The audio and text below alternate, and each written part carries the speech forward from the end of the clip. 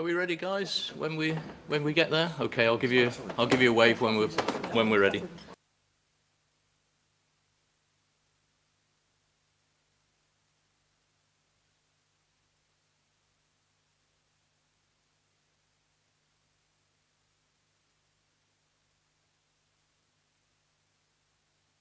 Okay, I think we're ready to roll.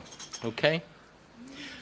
So good morning, everybody, and welcome to the Suffolk and North East Essex ICB meeting for January 2025, and welcome to 2025. First of all, general reminder, of course, that we always note that we're live streaming, so take that into account.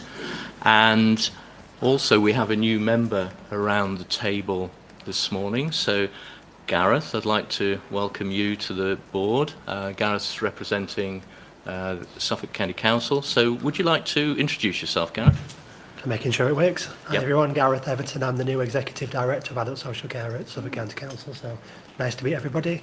Kind of background, I'm an occupational therapist by trade and work across health and social care. So, lovely to be here. Thank you. Welcome. Tom, I only have two apologies. I know that there's problems on the A14, so I understand there's a road closure, which means a couple of people are stuck and will be late. But I only have two apologies, being from Chris Murali and Caroline Donovan, but we have Kath here for Caroline. Any others, Tom? No? All done? Good. And welcome also to guests who will join during the meeting. Louise Hardwick, I know, will be here. And oh no, shaking your head there, Maddie. Okay, I'll leave you to handle that when we get there.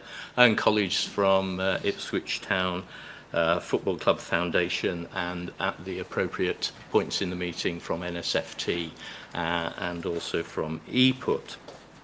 So, moving on to item 2, questions from members of the public. Now, we have 10 questions raised this time from members of the public. And what I'm therefore going to say is two things. First of all, we'll take those at the end of the meeting because it's a big chunk to handle.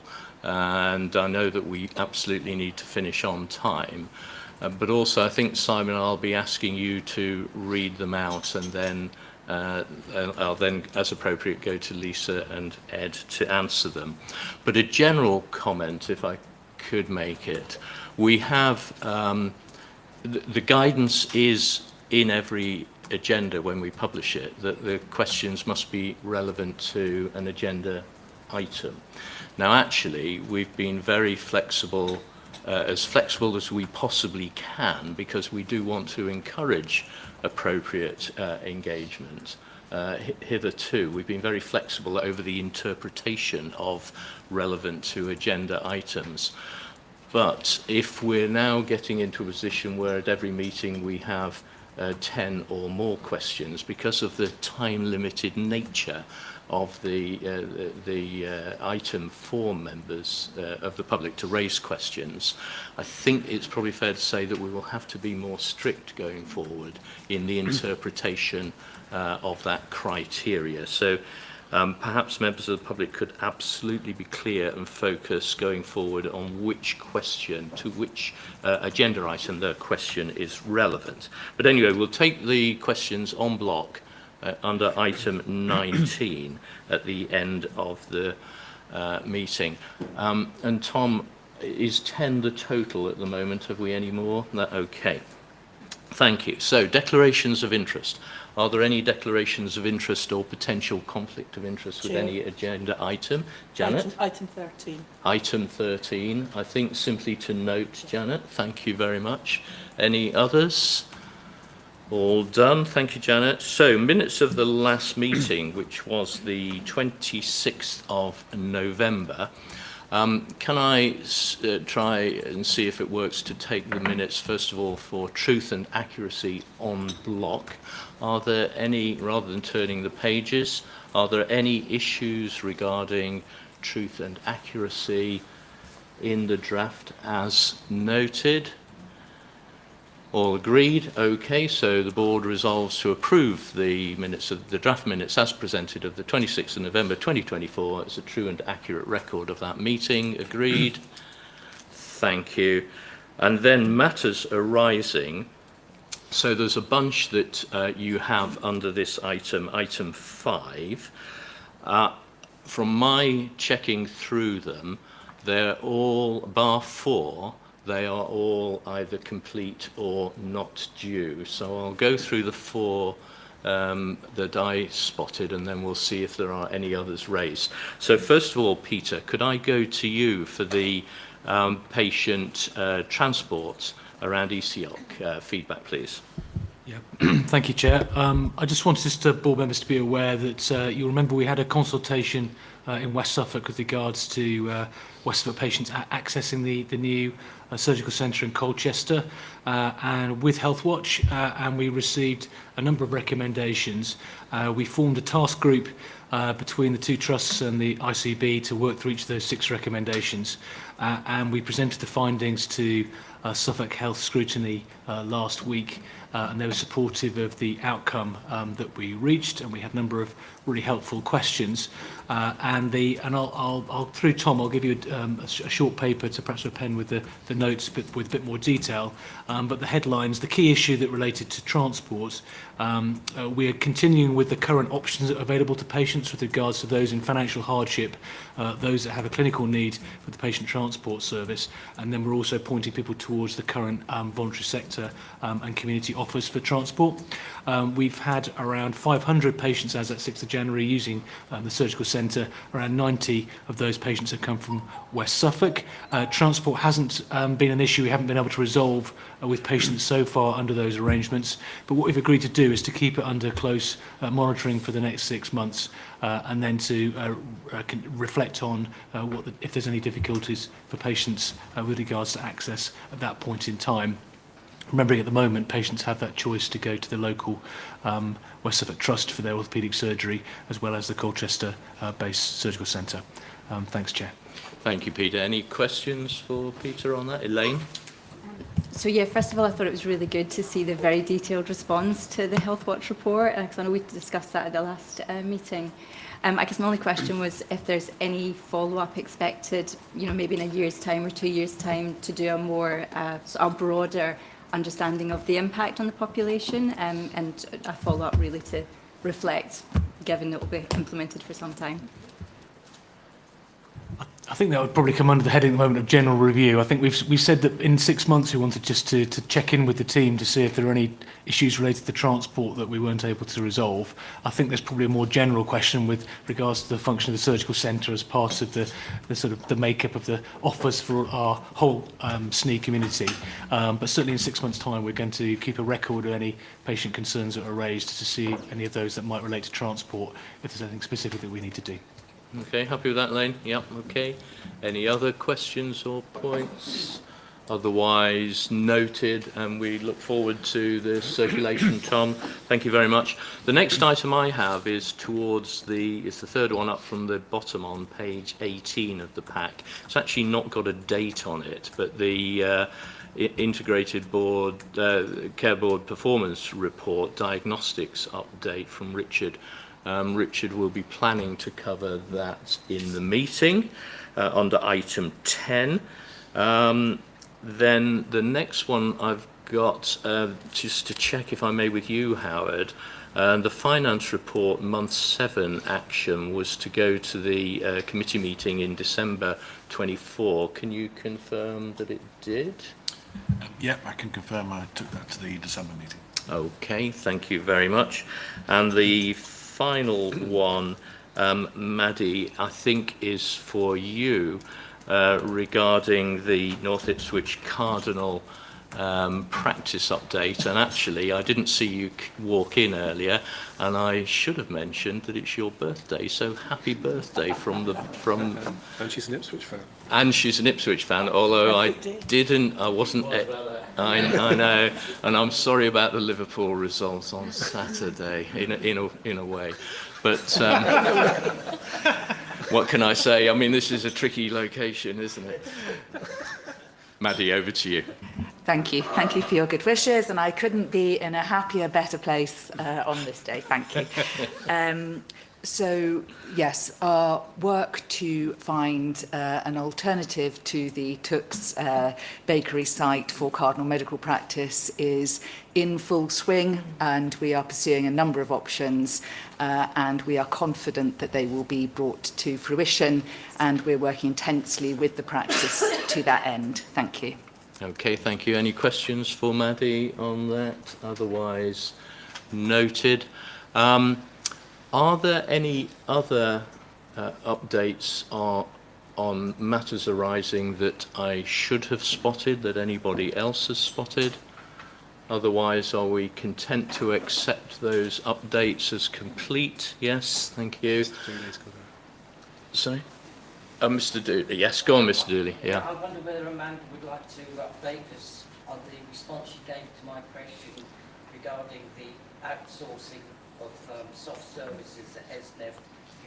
You reported at the last meeting, the word get should be yet, but anyway, leave that aside, you can correct that another day. That the board's decision was not yet known. Well, the board decision is known. It was taken on December the 5th, even though the minutes of that board meeting have not been put in the public domain. But the question I asked was in relation to the item on the agenda about the fact that Epsom and St Helier University Hospitals NHS Trust, as reported in the Health Service Journal on the 21st of June 2021, had been brought their catering and cleaning contracts back in-house to boost workforce equality and support staff from minority ethnic communities. So my question was, as a board, you cannot claim to promote workforce race equality and other equality strands whilst pretending to distance yourselves from what ESNE is seeking, and now we know what they have done in violation of workforce race equality standards. So I invite Amanda and anybody else to update us on that and to answer my original question. Thank you, Mr. Dooley. Amanda, would you like to respond to that? Thank you very much, Anthony, for your question. I think your question and your points are very well made.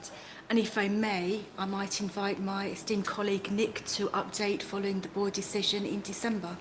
Thank you, Nick. Thank you, Chair. Thank you, Anthony.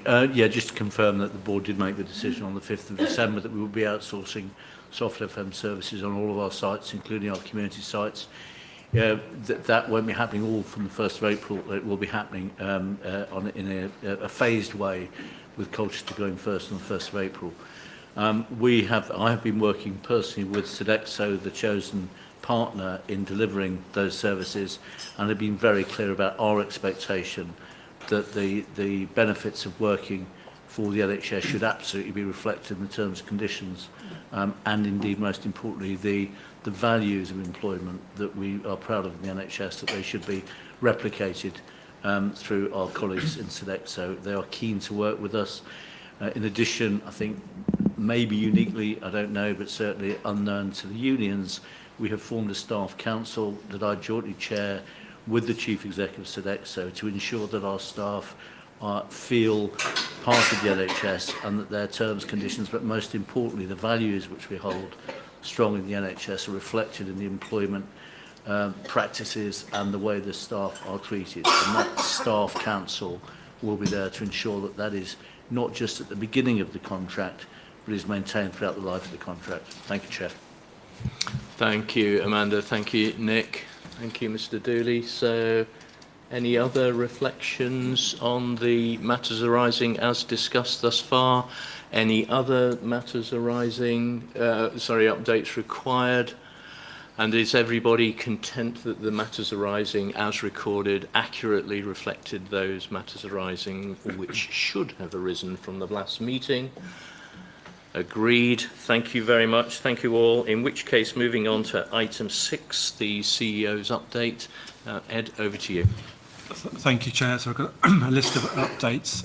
Firstly, just to thank all the frontline staff in our health and care services for their commitment and their kindness during the last few months, where we've seen unprecedented demand as reflected in our 111 services and our ambulance service, and significant stresses upon all of our services as a consequence of that. We will be looking to run a lessons learnt review to understand how we can improve for next winter. One of the things I've talked about in the media is around the flu vaccination rates. We saw a significant surge in flu earlier than we normally do, and our vaccination rates for both our staff and for our eligible community were lower than we would have planned for. So we need to think about the lessons we learned during the COVID vaccination programme, about how we work with people and how we listen to the community and how we work differently to improve those vaccination rates for next year. But there'll be other areas of improvement we'll concentrate on as part of the lessons learnt review. Secondly, we'll be hearing from Susanna about our future shift strategy later today, and thank you for Susanna for that excellent report.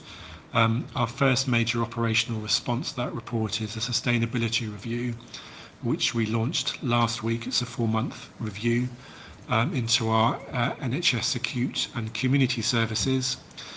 The review's been launched due to the significant operational, financial and workforce pressures we're seeing locally and of course nationally, and we'll be looking at how we can collaborate better between the two foundation trusts to drive improved productivity and efficiency, and also what more we can do at a place level to increase the resilience and sustainability of services in our community context, where we know we can support people to be healthier and more independent. So there's a sort of vertical integration and a horizontal integration aspect to the strategy we'll be pursuing, and options and recommendations will be brought back to this board and to the West Suffolk and Essex boards in 4 or 5 months' time. So we look forward to seeing the conclusions of that sustainability review.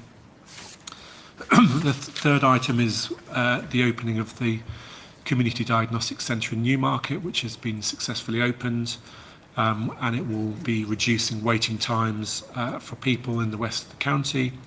There is an MRI, CT, X-ray, ultrasound, lung function and cardiology functions there. It will be a key part of our elective recovery plan. We've learnt a lot from the CDC in Clacton, and I'm really grateful that SNF to work closely with West Suffolk to support the opening of that centre, and also to build in an anchor institution approach to it to help to employ more local people. And we will be pursuing a site in the east of the county in the coming months and preparing a business case. So hopefully we'll have 3 sites in the future in our system. The fourth update is around the new hospital programme. We're delighted to see that the West Suffolk site has been prioritised. I think the building work is now organised to start in the 27-28 financial year, and a broad budget has been agreed, capital budget has been agreed. So that's a step forward for us, and we welcome that announcement. In terms of dental access, Peter and others gave an update at the last board. Our priority access scheme has now treated 8,500 patients since it launched in April, so we're really pleased to see how that scheme continues to develop, and how the work in the public health work in our early years settings and primary schools is also continuing to roll out. We'll hear about the work we're particularly doing with Ipswich Town very shortly. So there's a lot of creative work in terms of improving dental access, but a long way to go. Maddie's mentioned the cardinal practice. There's been a lot of media coverage around that. Would reiterate our commitment, my commitment, to finding a plan B for the practice following the disappointment around the Tooks Bakery site. And yes, there are a series of options we're currently pursuing and looking to make progress on. In terms of planning guidance, we're hoping to receive that national guidance this week to understand our allocation and understand the standards we'll be required to meet. We'll absolutely be setting out a commitment to deliver a balanced plan and working back from there financial plan and how that can be delivered. We've got a meeting tomorrow between ourselves, the ICB and ESNEFT and West Suffolk Foundation Trust executive colleagues to take a first look at that and anticipate what's going to be in the planning guidance.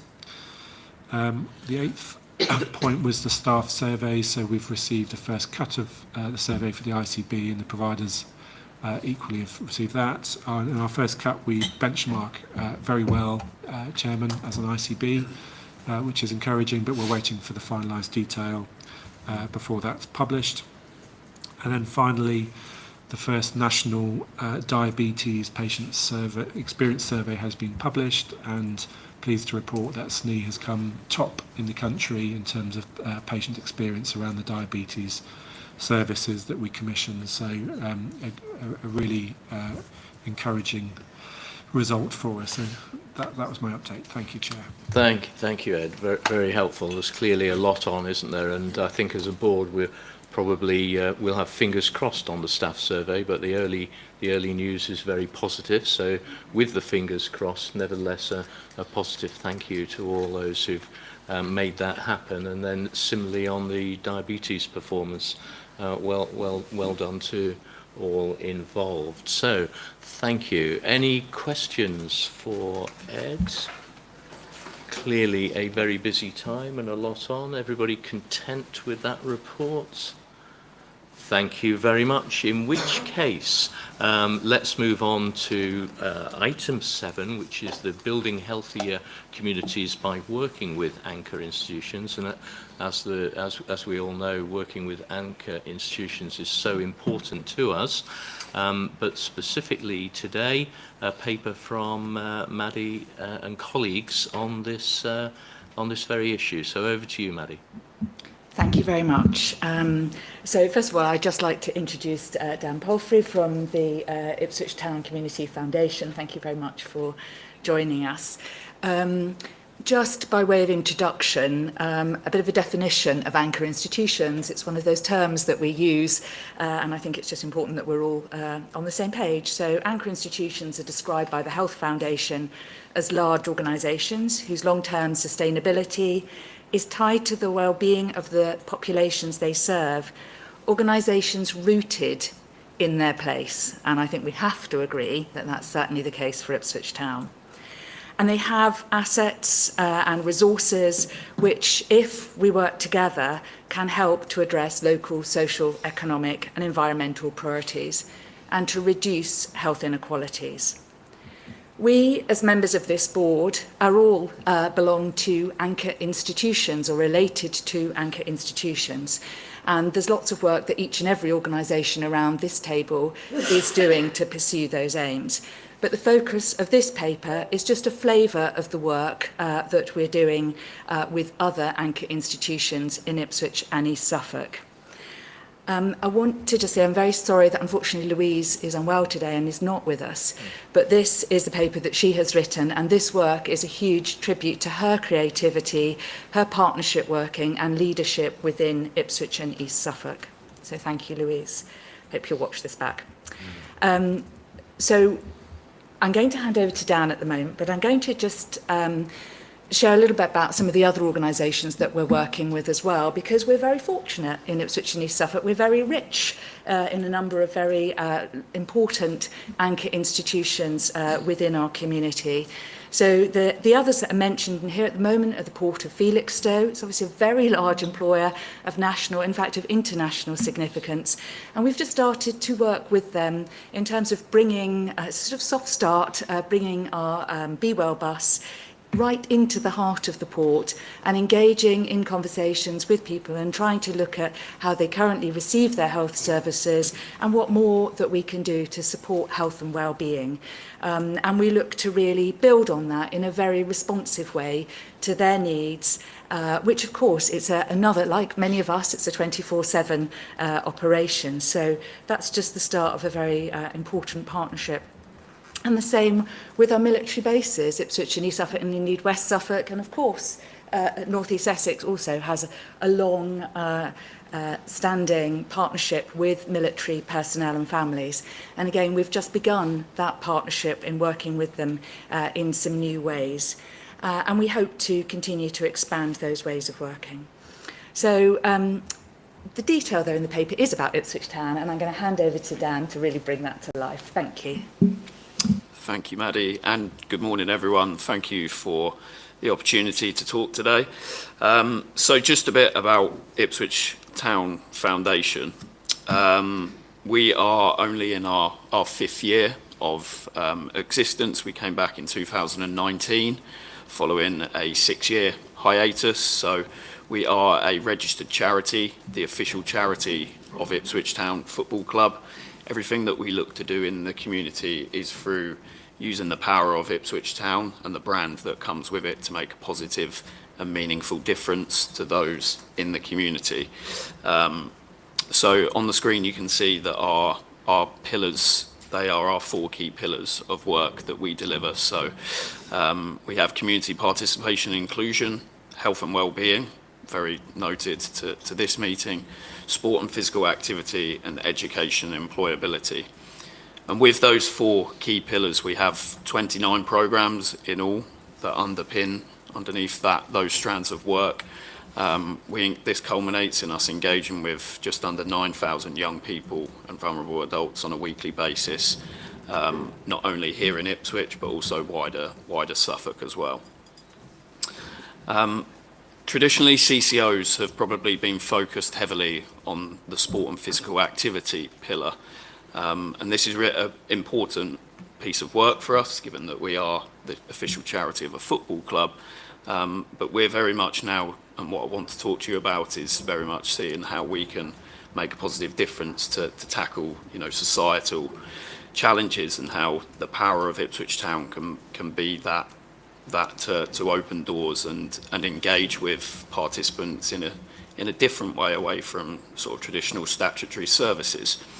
And that's what I'm going to talk to you about here. So just quickly to brush up on the strategic aims of the foundation, which do correlate to our 4 key pillars. So to build healthier, safer, more cohesive communities, actively encouraging and celebrating equality, diversity and inclusion, increase opportunities and services available to individuals in Suffolk in order to improve individuals' mental and physical well-being whilst reducing social isolation, to assist and further in the educational attainment and enjoyment of children and young people in Suffolk through our range of provision, in turn increasing employability and a positive contribution to society.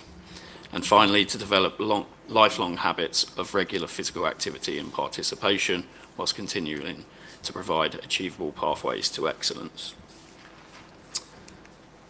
So now just a part, as Maddie says, we really pleased to be here and talking about us as an anchor institution, which is something that we've worked really hard on, and developing the partnership with Louise and her team has been something we've been really pleased to do, to showcase how we can really open the doors to those people in the community. We're fully aware that we've got one of the most powerful brands in the county, and with that comes a responsibility to act in the community. And so we're very aware, and it's an opportunity for us to showcase what we can do in terms of how the badge can open up doors to its community. We firmly believe that we're uniquely placed to deliver traditional statutory services, which are some of the programs that we're developing, and as Ed mentioned there, around oral health, which we'll get onto shortly. And with this also, we're sat here at Portman Road, but also there's inspirational settings away from a traditional clinical setting, which we're firmly seeing the benefits of that work, and where we're uniquely placed.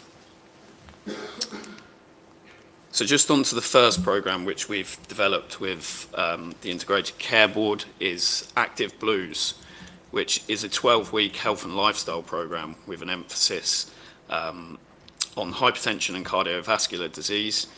It's the first programme that we've developed in partnership with the Integrated Care Board. We have around 12 participants per cohort, and these come to us through a combination of GP referrals and self-referrals.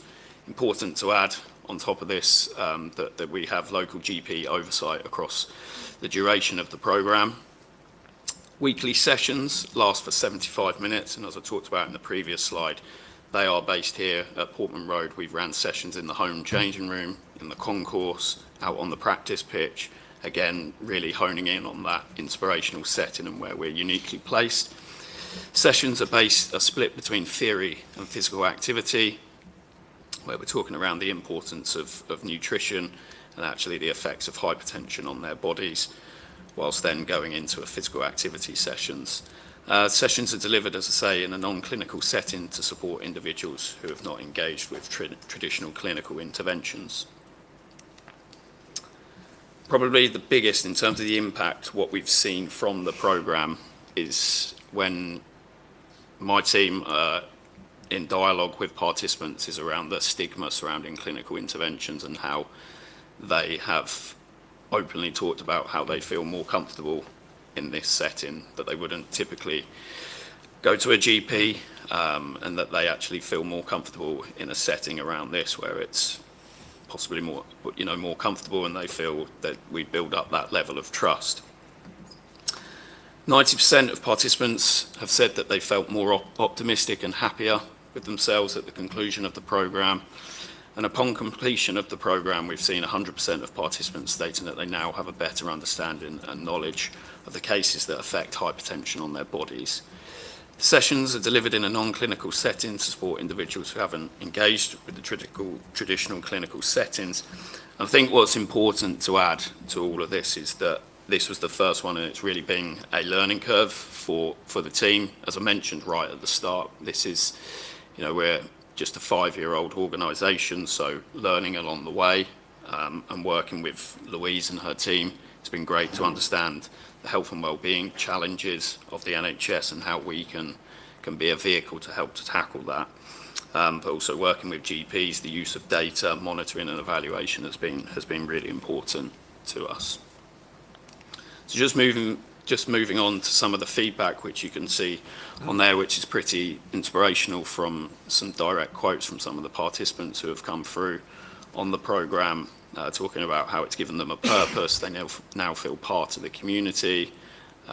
They all have a greater understanding of the effects of hypertension. They love participating in the course, found it informative and motivational. So we're really pleased with that as a first cohort. And so we're now moving forwards with, currently have 11 self-referred individuals currently on week 3. Now adopting a more targeted approach, using GPs and taking the programme to people's doorsteps is what we really want to do. As an organisation, we've probably been in the past guilty of, because we've got everything here at Portman Road, but understanding that place-based working piece and taking it out to those right onto the doorstep of communities and understanding the challenges, which could be financial but could also be transport, has been really important for the team to understand. Introduce pre-programme surveys, so some of the feedback there we can then look to have some more quantitative feedback on that. But we've also created a bespoke programme booklet for GPs in the hope that we can roll this out and it's a more informative document that GPs can hand to patients. We think that will have a positive impact moving forwards. Second programme that we're currently working on since for the last couple of months is Advantage, which is the Talking Tactics programme, which is a weekly one-to-one mentoring programme with young people aged 15 to 17 that are from a care background. The programme lasts for 6 months. The mentors are built up were bespokely picked through quite a rigorous interview process. Such is the connection that we have with the football club. They are predominantly members of staff from the football club, which is something that we're really proud of for that connection.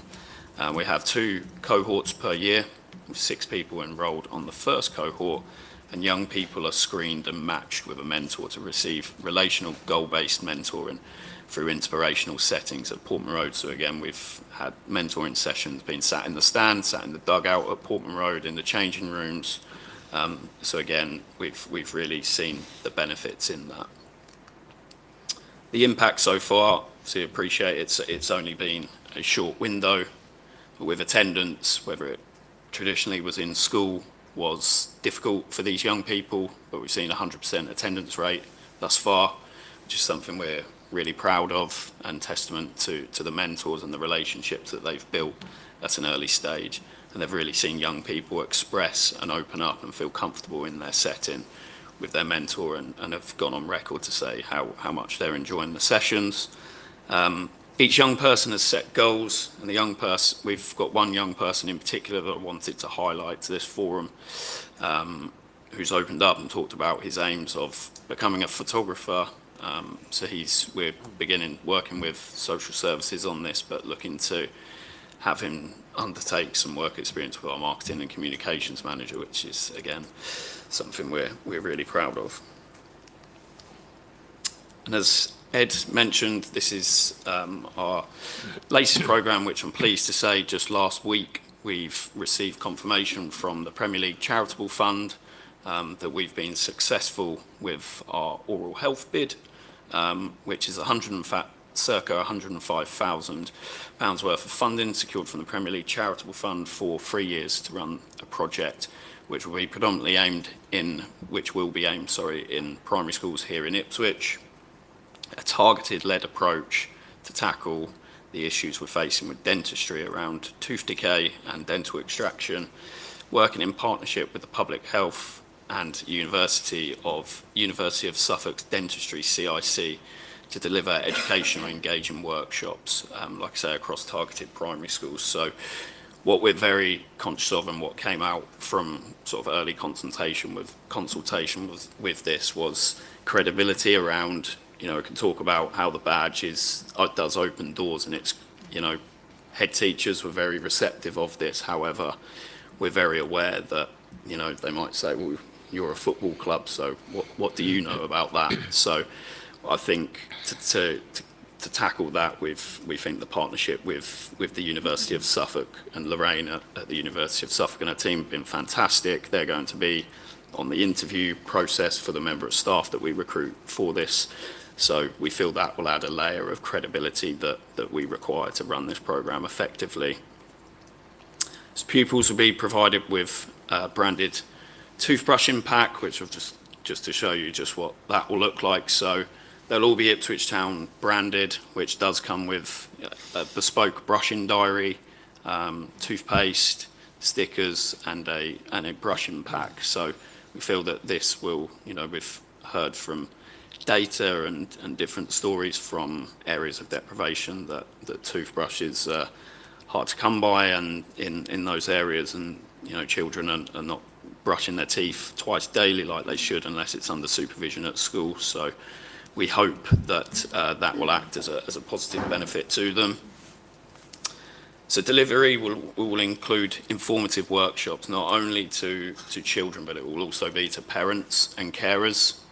We see from the focus groups that we ran, we felt that this was really important to add this into the programme, because at the end of the day, they are the customers buying the fizzy drinks, or they're looking after their children's diet. So this is a really important part for us, again, that goes back to the credibility of making sure we recruit the right individual and have got the right tools to deliver it. So desired outcomes of the programme include improved wellbeing, engagement, development of skills, and improved self-esteem. And finally, the Be Well bus, which not a programme, but just an initiative that we work in partnership with Louise and her team on. So we have the Be Well bus at the fan zone, so the practice pitch opposite, where we have circa 5,000 fans attend per match day. So a really good opportunity to roll out non-clinical service in the fan zone, providing free blood pressure checks to supporters, but also it's provided the opportunity to signpost supporters to some of our programmes, not only in collaboration with the ICB, but also we've had self-referrals onto our walking football programme for over 65s. So again, tackling, improving their health and well-being, health and social benefits there. And again, an opportunity to reach fans that wouldn't ordinarily visit their local GP. And I'm pleased to say we've got future match days booked in for this service. Just finally, I wanted to talk about the other work just quickly around that we do away from kind of health and well-being, but also these programs of how they are linked as well. So whilst not directly funded by the ICB, our partnership goes further than that in the way of our Senior Blues programme, which is for over 65s and aims to combat loneliness. We do have, Louise has had a team come in, and we've ran blood pressure checks, but also done workshops on smoking cessation.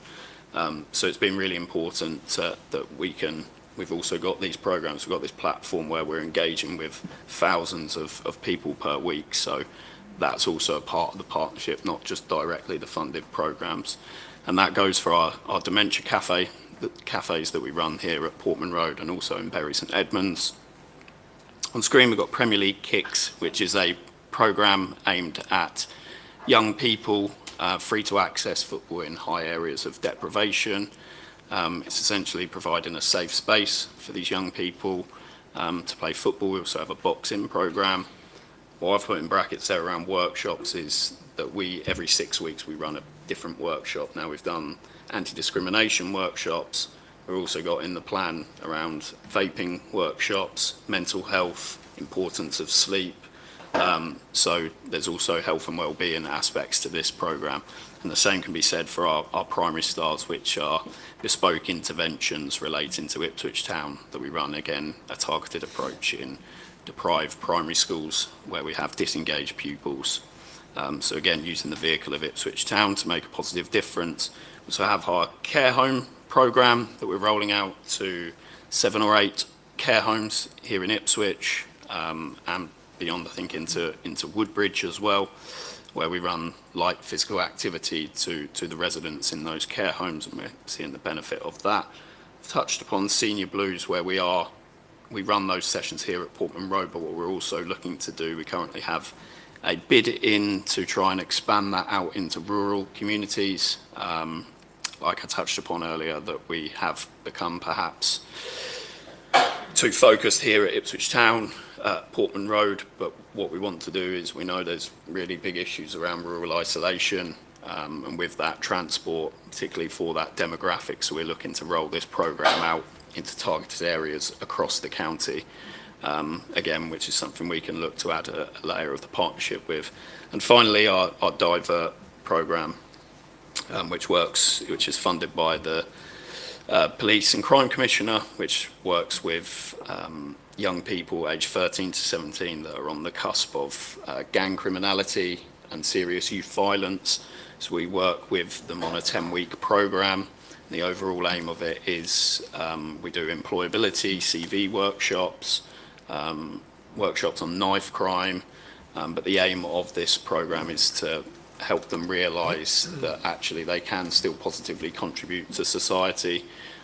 So that's been a really big success that we've been running that for just over 18 months now.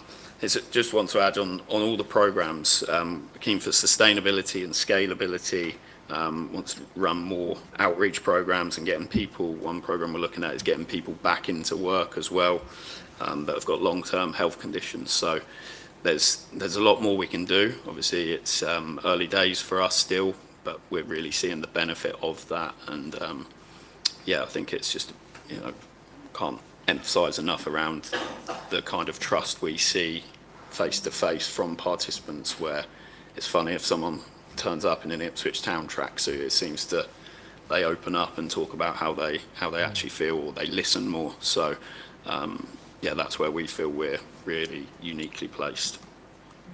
Thank you very much for listening. Great, thank you. Maddie, anything to add, or should we move to questions? I just want to thank you for all that you're doing in partnership with us and for sharing that with us, but maybe just over to questions now. Thank you. Okay, thank you, Dan. What a huge amount of work, and great opportunities as well to further make impact, as you've suggested. I've got a question from Fanwell Kath, and I know Ed wants to make a comment, and Elaine, right. So, and Susanna, I was wondering if you might want to consider whether the chairs group may be interested in receiving this with the anchors work. So, but we'll have to be fairly quick with these to stick on time, especially if you want a coffee break at some point. So let me go to Fanwell first. Thank you, Chair. Thank you, Maddie and Dan. I think, we can all acknowledge that, this is the kind of, left shift or future shift work that we've all been talking about. I think I need to register my bias here, being a fully paid up member of this esteemed institution. But I think, most importantly, the thing that we need really to be thinking about is how we strengthen, what I would call this pilot that, Dan and your team have been having with Ipswich and East. If this is the kind of direction that we need to go, through, we need to be thinking about how do we actually look at the impact that this is making. Looking at everything that, you've presented today, it ties in perfectly with all the work that we want to do as we drive towards prevention and focusing on our communities. And Dan, I should say, your work you've done over the last 6 years has been, commended quite widely across communities, particularly in terms of how, people's positive, outcomes are being improved by that. And also, I think every time on match days when your work is announced, it gets as big a cheer as a Chelsea goal, the Ipswich goal against Chelsea does. But I think we need to think about how we mainstream the work that has been started, and I just want to commend, people that have, brought this to life. But, as an ICB, is thinking about how do we now, focus on positive outcomes like this and try to, maybe invest a bit more in that. Yeah, thank you. Should we just noted Fanwell's points, very supportive, of course, but it might be that we're looking for further feedback on the impact and the embedding of this work further, as Fanwell has noted. Did you want to add anything? Could I just thank you for the kind words? We just, as part of our process, we have just employed our first impact officer in the last few months, so that will help the work in terms of those outcomes that you're talking about. We fully understand the importance of data monitoring evaluation for yourself, so good. Yeah, just to add that. Okay, noted. Thank you very much. Kath. Hi Dan, I'm Kath Byford, Deputy Chief Exec and Chief Patient Experience Officer for the Mental Health Trust, Norfolk and Suffolk Foundation Trust. In my role, health inequalities plays a significant area of priority, and I'd like to meet up with you actually, if that's okay. I'm local-ish, I'm not from here, but I've been here for 20 years, and got a great affinity with the organisation, and I'm wondering whether we need to do more to bring our mainstream services to align them much more closely to the work the Foundation is doing. So in particular, the talking therapies services that are out and about. I wonder if we should do some more partnership work so the events are collaborative, so that we enable people to enter into our services as well, as opposed to you're the navigator potentially for certain services. Yeah. I'm thinking. Kath, I think that's a terrific suggestion, and Dan, I saw a lot of nods and yeses around the table as Kath was making that suggestion. Could we take it as an action that you pick that up together outside the meeting? Would that be okay? Agreed? Thank you very much. Thank you. Elaine? Thanks, Dan. That was really uplifting to hear that, the amount that you're doing. My first question was going to be about scalability and how easy it is for you to scale up, which I know Fanwell's touched on. So I also agree. I think what you're doing is exemplar, and so it would be really good to make sure that there's not barriers, to help you do more faster. But then my second question is really if you're able to share what you're doing with other organisations, not necessarily to do the exact same as what you're doing, but to really get them to think about what they can do in a similar way. Because I really think what you're doing is so powerful. It'd be just great to share that with other organisations to get them thinking also what they can do to contribute to the community. So, sure. Dan, just before you come in on that, that's a really great point, Elaine. I wonder if I could go to Susanna first on that.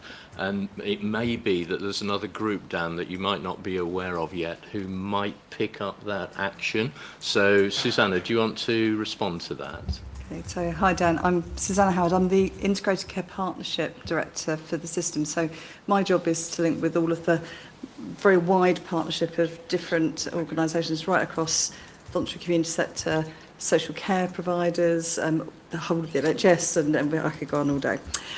So one of the things that we do is to bring together particularly non-executive chairs from NHS organisations, but also with elected members and trustees and some of our big charities, and through what we'll refer to as our chairs group. Now, they've sponsored for a long time and been very enthusiastic about really encouraging us to think as big local anchor institutions in the NHS, for example, you know, what impact are we having as employers, estates, sustainability through our purchasing power, through sort of social value. And we've been focusing a lot on kind of, you know, evidencing and kind of, you know, thinking about what impact we're making in that way. But I think you've just added another layer to it, which is around collaboration, really. What can we do very powerfully if we come together with other anchor institutions? So absolutely echo Elaine's points. And a couple of things really for me. One is that I love a case study and putting together and sharing that in different ways. So maybe I can help with sharing what you've been doing through that route. But the other one is I think actually that conversation with perhaps our chairs and our anchor programme board about where there are opportunities and how we can make it more possible for organisations like your own to work with us and tell us, you know, how can we work with you to make it possible to bring together the opportunities that we've got on both sides to do really good stuff. So really inspiring. Thank you very much. So thank you, Susanna. So Dan, provided you're up for it, and Elaine, would it work in answer to your wider dissemination of these matters to all stakeholders in the system, if Dan picked up with Susanna in the way suggested? So yes, I definitely think that would help. But I suppose one thing I'm also thinking about is all the corporate organisations. Yeah. So I think it would be good, and I'm thinking of my own experience working for a large corporate in the that's based in the area. I think there's a big opportunity also working with other corporates. So I would suggest that too. Yeah. Okay, so let's take it as an action with that additional thought around larger corporates. Dan, are you okay to pick this up as an out-of-meeting action with Susanna for developing that wider stakeholder engagement piece? Absolutely, yeah. Okay. Happy with that? Susanna, can we put that corporate matter on your agenda as well? Absolutely, and I wonder really whether this year it would be a good opportunity to have an update and thinking about anchor institutions, if you like, from both sides. And Elaine, with your help, if we could bring that perspective around corporates and where are the wider opportunities. As I said, we've been looking very inwardly in health and care. This is an opportunity to look further afield. Really happy to support that. Thank you, Elaine. Thank you. And then, Maddie, and then I'll go to Ed. Go on, Maddie. I think that would be absolutely excellent. Thank you. There are a number of other organisations not included in the paper where we have started conversations, but it felt a little bit too early to be bringing those into the public forum at the moment, but perhaps we could order an up so that we can just share where we're at in terms of those other conversations. Thank you. Thank you. And Ed? Yeah, thank you, Dan. That was an outstanding presentation. Really, really enjoyed it. I've got 3 thoughts rather than questions. The first one is, what can we learn from the leadership journey at Ipswich Town, in that, you know, your performance, you've been promoted, and it's a big success story. And also, during that time, you've gone from a club that was not putting as much effort into community engagement to now doing a lot. So is there a parallel with what we're trying to achieve? The more you put into the community, the more your performance improves on the pitch, as it were. So is there something we can learn from a leadership perspective from Ipswich Town? As kind of, don't have to answer that, but it'd be interesting to pursue it another time. Secondly, the Be Well bus. Whenever we hear the Be Well, it's a great success. People access it. It visits the whole system, not just Ipswich. We know it's difficult to get new builds over the line in the community and primary care. Therefore, should we be investing in more Be Well bus kind of functionality to bring services into the communities rather than focusing on, you know, lengthy business cases, or as well as for new estates? So just a question about whether we could expand the fleet of Be Well buses for the system. And then thirdly, just thinking of you, Laura, I know Colchester United has the same fan base as Ipswich, but is there work we're doing with Colchester United that we could learn from what we're doing with Ipswich? Equally, the rugby club's an important brand in Colchester too, so maybe there are things we can do in other alliances on a similar vein.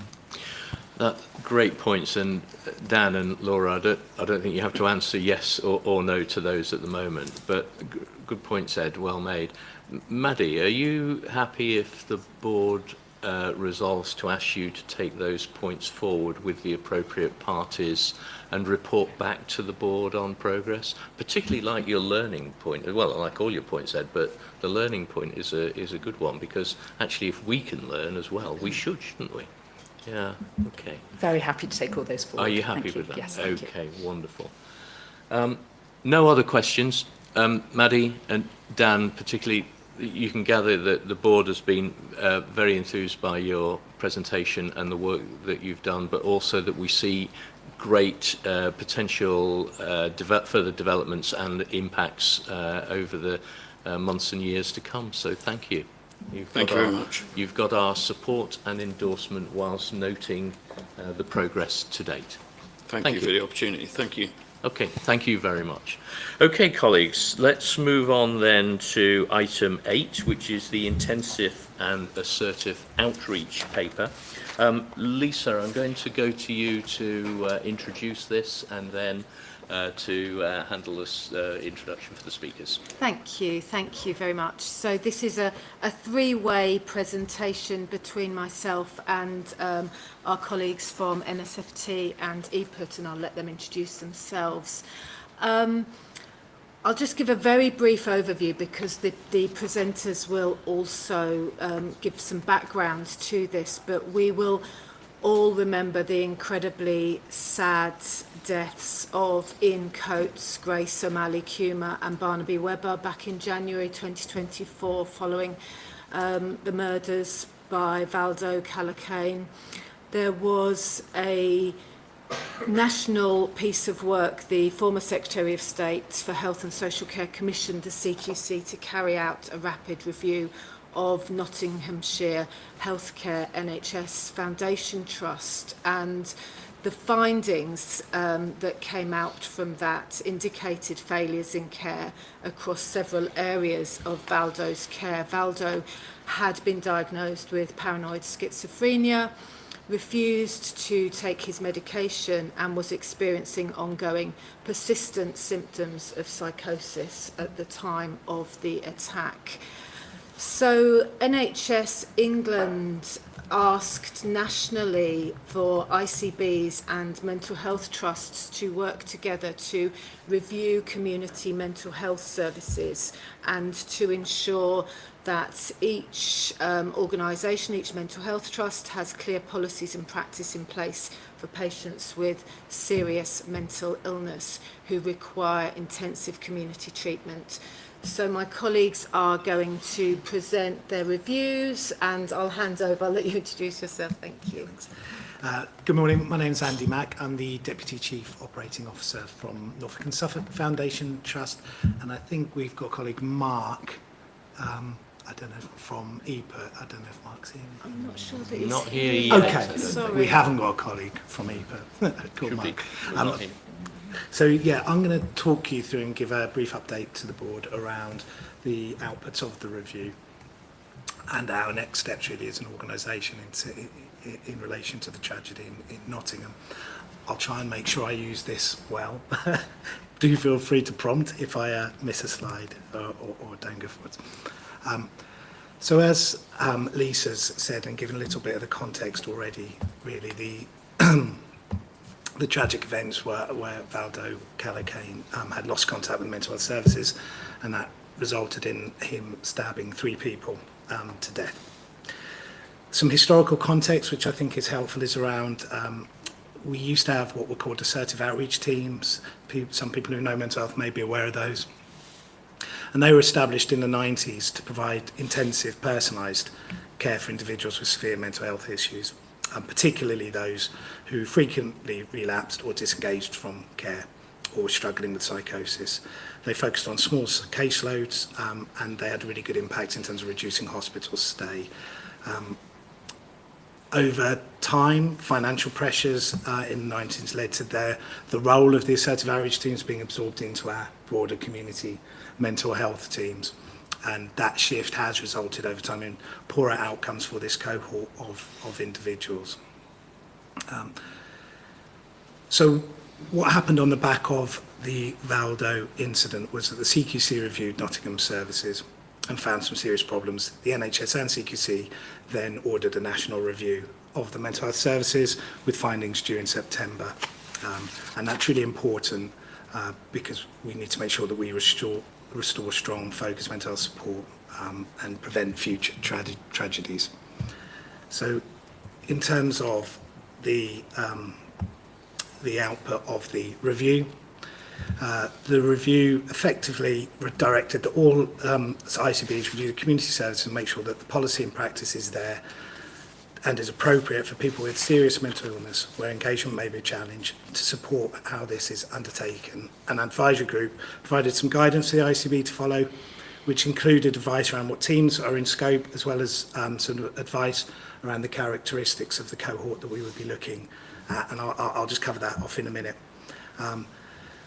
There was also a tool developed called the Midland System Tool, which considered 14 key domains in which ICBs and providers such as ourselves use to self-assess the way that we deliver services to this cohort of individuals currently. The slide just talks through those points, really, and we'll share the slide pack, obviously. In terms of the services that we've looked at in this review, it includes our early intervention in psychosis teams, it includes our community and inpatient forensic services, homelessness teams, teams supporting veterans, community and inpatient rehabilitation teams, and severe mental illness healthcare teams.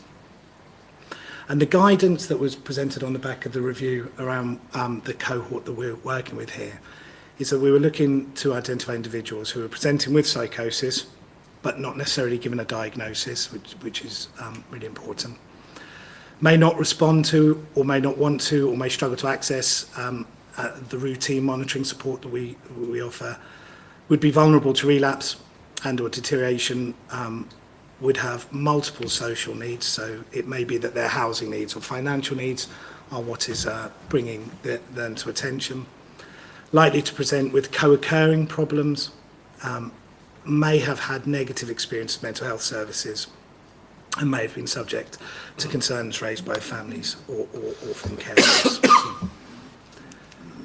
So the review that ourselves undertook with SNE effectively picked up that there's difficulty and there's challenge in terms of being able to clearly identify this cohort of individuals. Previous slide talked about the range of different characteristics. There's not one easy way of identifying individuals with all of those characteristics, or one or two. Unfortunately, within any, across the country, nationally, we've pretty much been able to identify that most trusts have struggled with trying to identify exactly who these people are.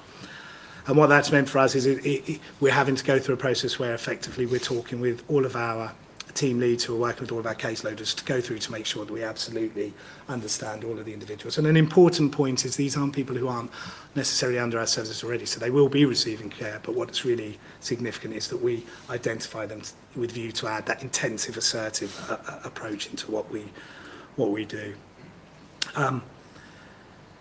I think, as I mentioned around, as we lost assertive outreach teams in the past, there's a deficit in terms of the ability to deliver a really intense case management. Some of our community teams, as are, will be working with quite broad caseloads, quite significant in size, when you compare that to what an assertive outreach team would have been looking to support. And so there's challenges in terms of the ability to deliver that intensive treatment, and also to really proactively inform that risk assessment and safety planning around that cohort. And there's certainly opportunity for us to work to strengthen how we provide that risk assessment case management.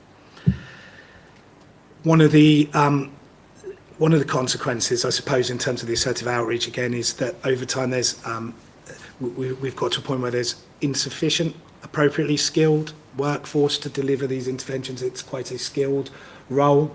We're working with sort of a variety of different complexities within the cohort. And so there's a challenge and opportunity around how we develop that skill set again. Certainly, as I mentioned, it's been difficult to identify who the individuals are, and therefore some improvements in data capture was identified as an opportunity. And an absence in policies of specific reference to managing this cohort. And I think to make that real, for example, with some of our did not attend policies, writing a letter to somebody who's within this cohort to ask them to contact us may not be the appropriate way. And if a policy suggests that's what we do, it's the wrong thing to do. So the policies need to be very specific in terms of saying that we need to be very proactive and assertive in terms of how we follow up on this population. And then I think this is just some of the barriers, challenges. So an extension on so we've talked about the available resources. Important to mention, of course, financially and workforce, to provide that intensive, assertive approach is likely to require more resource. Coordinating the cohort across services. So when we had assertive outreach teams, it was one team, worked with a cohort of individuals. Very much the conversation with region and nationally is that this needs to be a thread throughout all of the services and not working with one small team, because these service users will be in many of our services and very difficult to just pick one space to put them in. Lack of a dedicated outreach team, which we mentioned.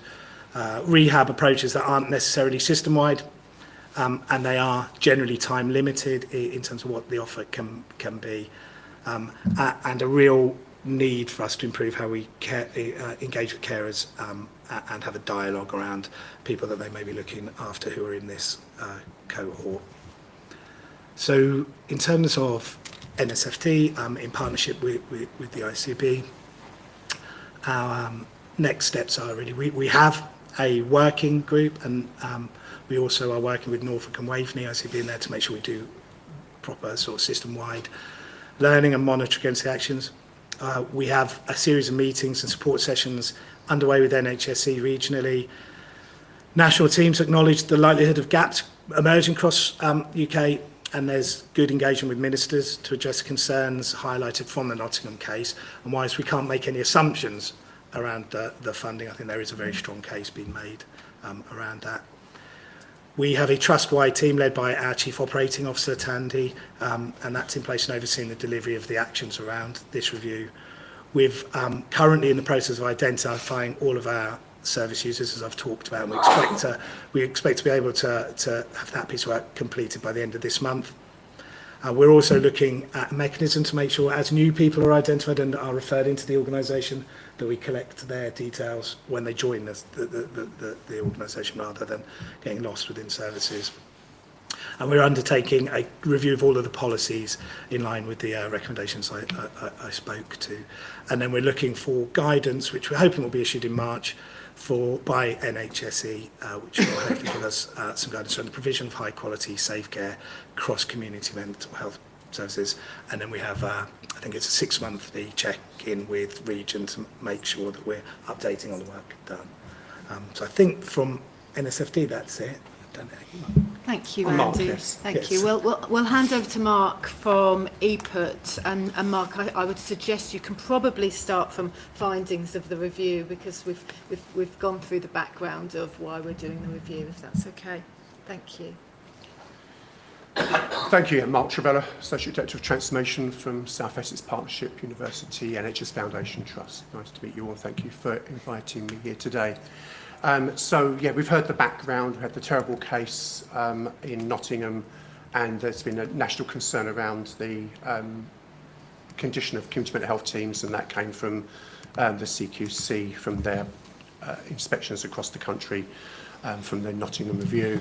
So all organisations are carrying out, across the UK, are carrying out a full review, and I'll just give you some kind of headlines on that from an Essex position. What we know is that there's a variable service for assertive outreach across Essex, and that's pretty common across the UK. And a lot of that's to do, two reasons really. When assertive outreach teams were first launched, they were well funded and they were ring-fenced funded, which meant that the money had to be spent on those teams. And over the years, that ring fencing was removed, and you get, inevitably services are always being reorganised, finding new ways of efficiently running high quality services. And I think that just allowed some variation in the way that assertive outreach teams are delivered, how these services are delivered. And that's what we've really found from the review in Essex, is that in some places you've got dedicated teams, and in some other areas you've got the assertive outreach function delivered by mainstream teams. And actually the real big differences, which you've probably already heard of, low caseloads, highly trained staff, separate management and supervision, just a really heavily managed, really particular, a special way of working actually. It's very, very focused on a day-to-day basis on making sure that people who have got high risks, low insight into their illnesses are more likely to relapse and get admitted, unfortunately through maybe a high-risk situation. So with that variability, we found that we've had to do quite a lot of work to make sure, who are this cohort? Do we know who they are? And we do know who they are and how many there are. And we've just been trying to understand what care pathways these different people are managed through, and also trying to assess what the gaps are to go really back to where we were, which was to have a high fidelity model. So you run that team in a very specific way. And NHS England have invited all providers across the UK to understand what the funding gap is, which we've submitted that now. And so I think that from nationally we're waiting for the opinion on that. So there's different ways of running assertive outreach teams. You've got the very fidelity model dedicated teams, but there are integrated models within wider community mental health teams. And so we're looking at those options at the moment. So what we know that our care pathways need to be clearer. There's more work needed to join up local partners. So, and we're doing that actively at the moment. So how to police social care, health, the voluntary sector, and secondary community mental health, how do they all join up in a much more integrated way so that we tap into all the resources available and are kind of always there and open. I think that one of the learnings from the national review that we've been doing anyway is this kind of concept of cliff edge, where people get very good, high quality, intensive support in secondary care, and then suddenly it all ends, when they've kind of got to a point of recovery, and that's what we call a kind of a cliff edge. You kind of end up things just disappearing and support disappears, and that's really what happened in the Nottingham case. That person was discharged and then didn't get the support and supervision that they needed, and we want to try and avoid that. So we're really trying to think about how do our components of our local systems work better together, so that there's no cliff edge doesn't end, and that when people need additional resources at different points of their recovery journey, we're all there and open and available to put that support in. So we're looking at that, and we're looking at our assessment tools, all our documentation. Essex is a really big county. It came from 2 separate providers, so the systems we work on are different. So there's a huge amount of work going on to create one electronic patient record, and make sure that all our documentation is exactly the same everywhere. No variability means we reduce risks, essentially. Everyone does the same thing the best way all of the time. We're looking at people's roles and responsibilities, we're looking at communication, and we want to make sure that in the work that we're doing now, that our service users and carers that use our services are also part of that review. And at the last day, you can see we're just looking at improving access to and better use of health data. So, do we know who our clients are? Do we know what risks are emerging? And do we know what resources are available at a particular time to manage those? We just want to be a much more safer and effective organisation going forward, as do all organisations across the UK.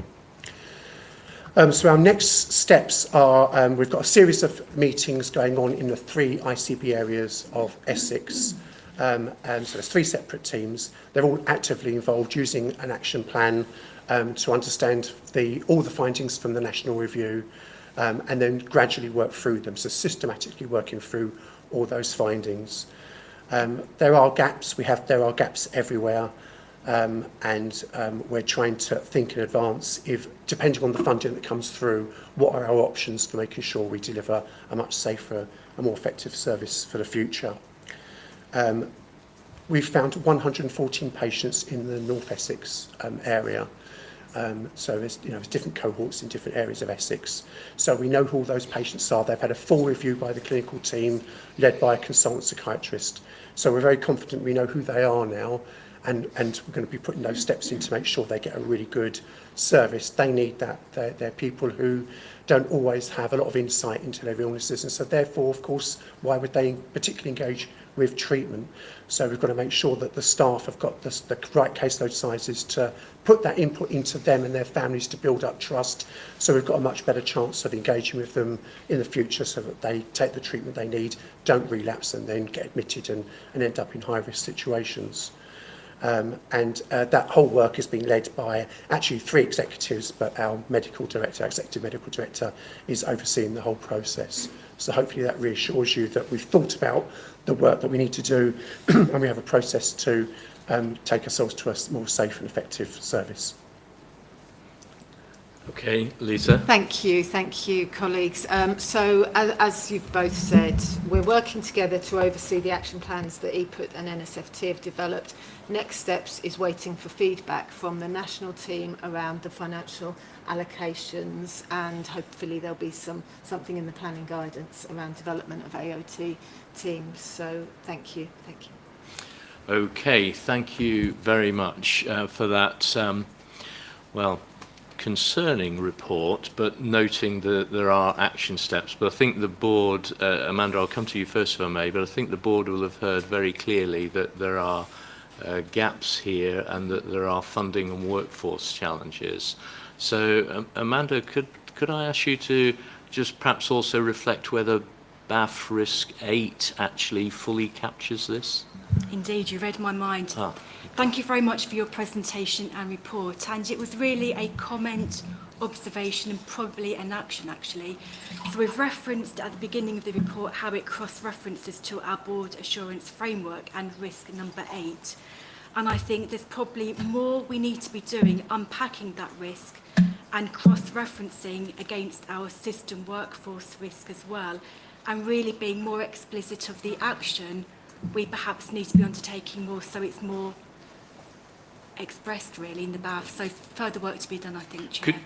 Would the board be content if we ask Amanda to take an executive team action to review whether Risk 8 fully and appropriately covers, and if not, to make the necessary suggestions? Happy with that? Yeah? Okay, thank you. In which case, let me go to Janet next, please.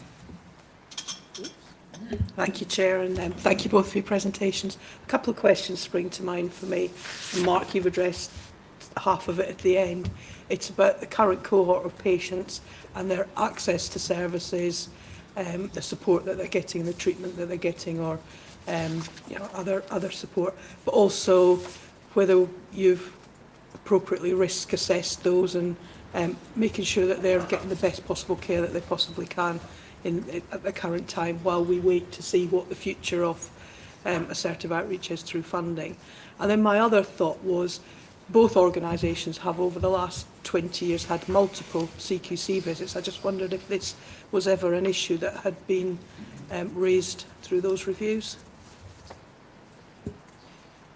Go first. Yes, so since the review started, the North Essex team, led by the consultant psychiatrist, have gone through the entire caseload and made sure they've had to think about who this cohort are and how do they immediately put in steps to make sure that they're getting an effective service. A fidelity model service is very expensive, and it's very, very specific, as I said earlier. So there's an ideal state, and nationally there is an ideal state. But I think the realistic situation is that it costs an awful lot of amount of money. And actually one of the reasons why we're in this situation now is because it's so expensive. And those organisations did lead to more efficient ways of running services, which moved away from the fidelity model. So the honest answer is that an ideal state, there is a gap. And when we know what funding will be available, we'll then address that gap as much as possible. I think one of the unanswered questions is, would you sacrifice the delivery of other services to focus on this group? And it may be that that's the right thing to do. But until then, what the team have done is they've made sure they know who this cohort are and are they being looked after as well as can be reasonably expected without the fidelity model. And I would say that North Essex team, who have put all that work into it, I've actually seen what the work they've produced. I would think that they have done that they're thinking that. Has it come up in past reviews? Not to my knowledge. I don't think that the CQC have generally questioned where the assertive outreach cohort is. I think there was just a national direction once the ring-fence funding was removed. I think that a community mental health team offer was really what they were looking at. Great. So from our perspective, a lot of work has been done with the clinical teams around all of the contexts we've just talked through. So where they've identified individuals who fit with this cohort, there's an absolute review of their care plans, their risk assessments to make sure they're as good and as tight as they possibly can be. Given that, though, we acknowledge there is challenge in terms of how we work across the agency, so where there's working between housing or finance or education. And I think it would be wrong to say we're absolutely 100% confident that's working as well as it could be.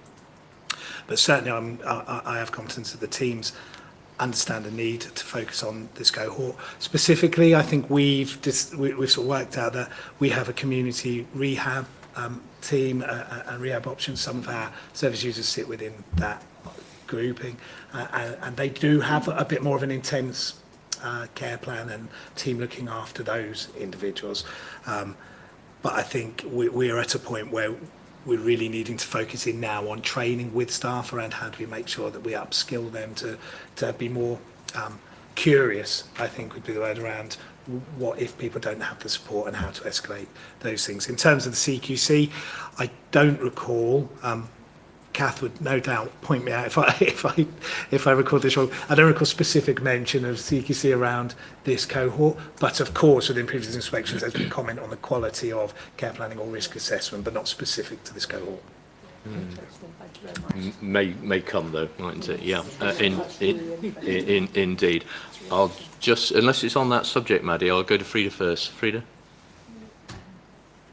Thank you for the report. It's just such a tragedy, isn't it, that it takes an enormous tragedy for people to recognise that a previous service has declined through lack of funding, and then something like this happens, and then the CQC, and then all of this has happened, the review has happened. And, you know, if I was a parent of one of those children or a relation to the gentleman that died, you know, it's not enough, is it, really? So my question to you is regarding the cohort, because it seems like the 114, is that right, Mark, that you said, is very set in number, but as I'm a GP, and you know, there's a constant flux, isn't there, of people in and out of this cohort, I should imagine. You know, you have the acute psychotic young man, post-cannabis or whatever, or you have the post-discharge from prison coming out into the community. GPs often are the first point of contact, and the crisis service is not functioning as it should. And I'm sure look at you, Mark, because I work with EPUT more, but I'm sure you can recognise that. So in terms of referral into this cohort for real concerning patients that you don't even want to leave the building, and all GPs will say they've had that happen to them, and it's very frightening when that happens, you know, for all the staff. So what is how does the review fit into the referral processes from the community? Because these people come back out, as you said, into the community. That's where they sit, that's where they don't comply, that's where they cause trouble for the people around them, and sometimes tragic events. So how the referral process have to be really tight for GPs or anyone in the community, voluntary sector, anybody working with these people or coming across these people to safeguard others and refer in. And at the moment that process doesn't work. terribly well, just for basic crisis, let alone this cohort. So surely that should be part of the thinking in terms of, you recognise 114, but there's bound to be others coming in and out of that. So how do we access this service once it's set up? Thank you, Frida. And just before you answer that, and Lisa, just checking with you that this is also okay, I'll take all the questions and then ask you to deal with them. So if you could note down where you're going with that. Let me go to Kirsten next. Thank you very much, and a really, really interesting and terribly sad report. I'm reflecting on it from a perspective of family carers, and really glad to see that family carers are mentioned in both your presentations. We do get comments from family carers about this situation, and they're often the first people who understand that something's going wrong, and often they find that their sort of requests for help, or sort of when they go and talk to people about this, are met with some suspicion. So just to say that I think the family carer is a really key partner, an expert partner in care, and also there to sort of maybe give you an early indication that something's not going well, and it really needs to be part of the future thinking in this review, I think. Thank you. Thank you, Kirsten. Andrew? Thank you. Thank you for a really helpful presentation. You've described very nicely a sort of an erosion of the service that was working very well before. Are there any, and that's come to our attention because of a public tragedy. Are there any other services you think that have been eroded in the same way that we should be worrying about, that perhaps haven't reached the same level of public scrutiny but are still things we should be on our worry list? I'm minded eating disorders in adults was something that we've done a bit of work on with the Trust, and that might fall into that group, but is there anything else we should be looking at? Thank you, Andrew. Nick? Thanks, Chair. Mine was a more general comment really about what we're seeing and what we're expecting from the planning framework later this week is to see the removal of a significant amount of ring-fence funding from the centre. And I suppose the challenge then is back to the ICB about to make sure that we are clear and courageous about what our priorities are locally. And personally, I welcome the removal of ring fencing, because to assume that the needs of populations as diverse as the UK, or certainly England and Wales, are going to be reflected with ring fencing, I think it has its risks. However, we then, I think, need to be clear about where we protect resource, and then be courageous enough with all the pressures that all the other services are going to feel, that we stick to what is best for our local community. So there is an inherent risk in removing ring fencing, for example, with cancer services, but how do we then protect what is pertinent and important and prioritised for our local communities? Thank you. No, good point, Nick. Well made. Maddie and then Kath. Thank you. I think my points are linked to others. For me, this has brought some broader thinking and lessons to mind about assessing change and the impact of change and potentially disinvestment in services. And so I think that brings to question how we approach that more generally. The second was about the cliff edge that you described, when people maybe move between services, and I think that we should be giving that further attention. And last but not least, I want to make an offer. One of the challenges that you refer to was that rehabilitation approaches are not always system-wide. And so certainly for Ipswich and East Suffolk, I wanted to offer any connection to your services and the services that now evolve in terms of those relationships, whether that's housing or GP, or you mentioned education and employment. So I just want to offer that. Thank you.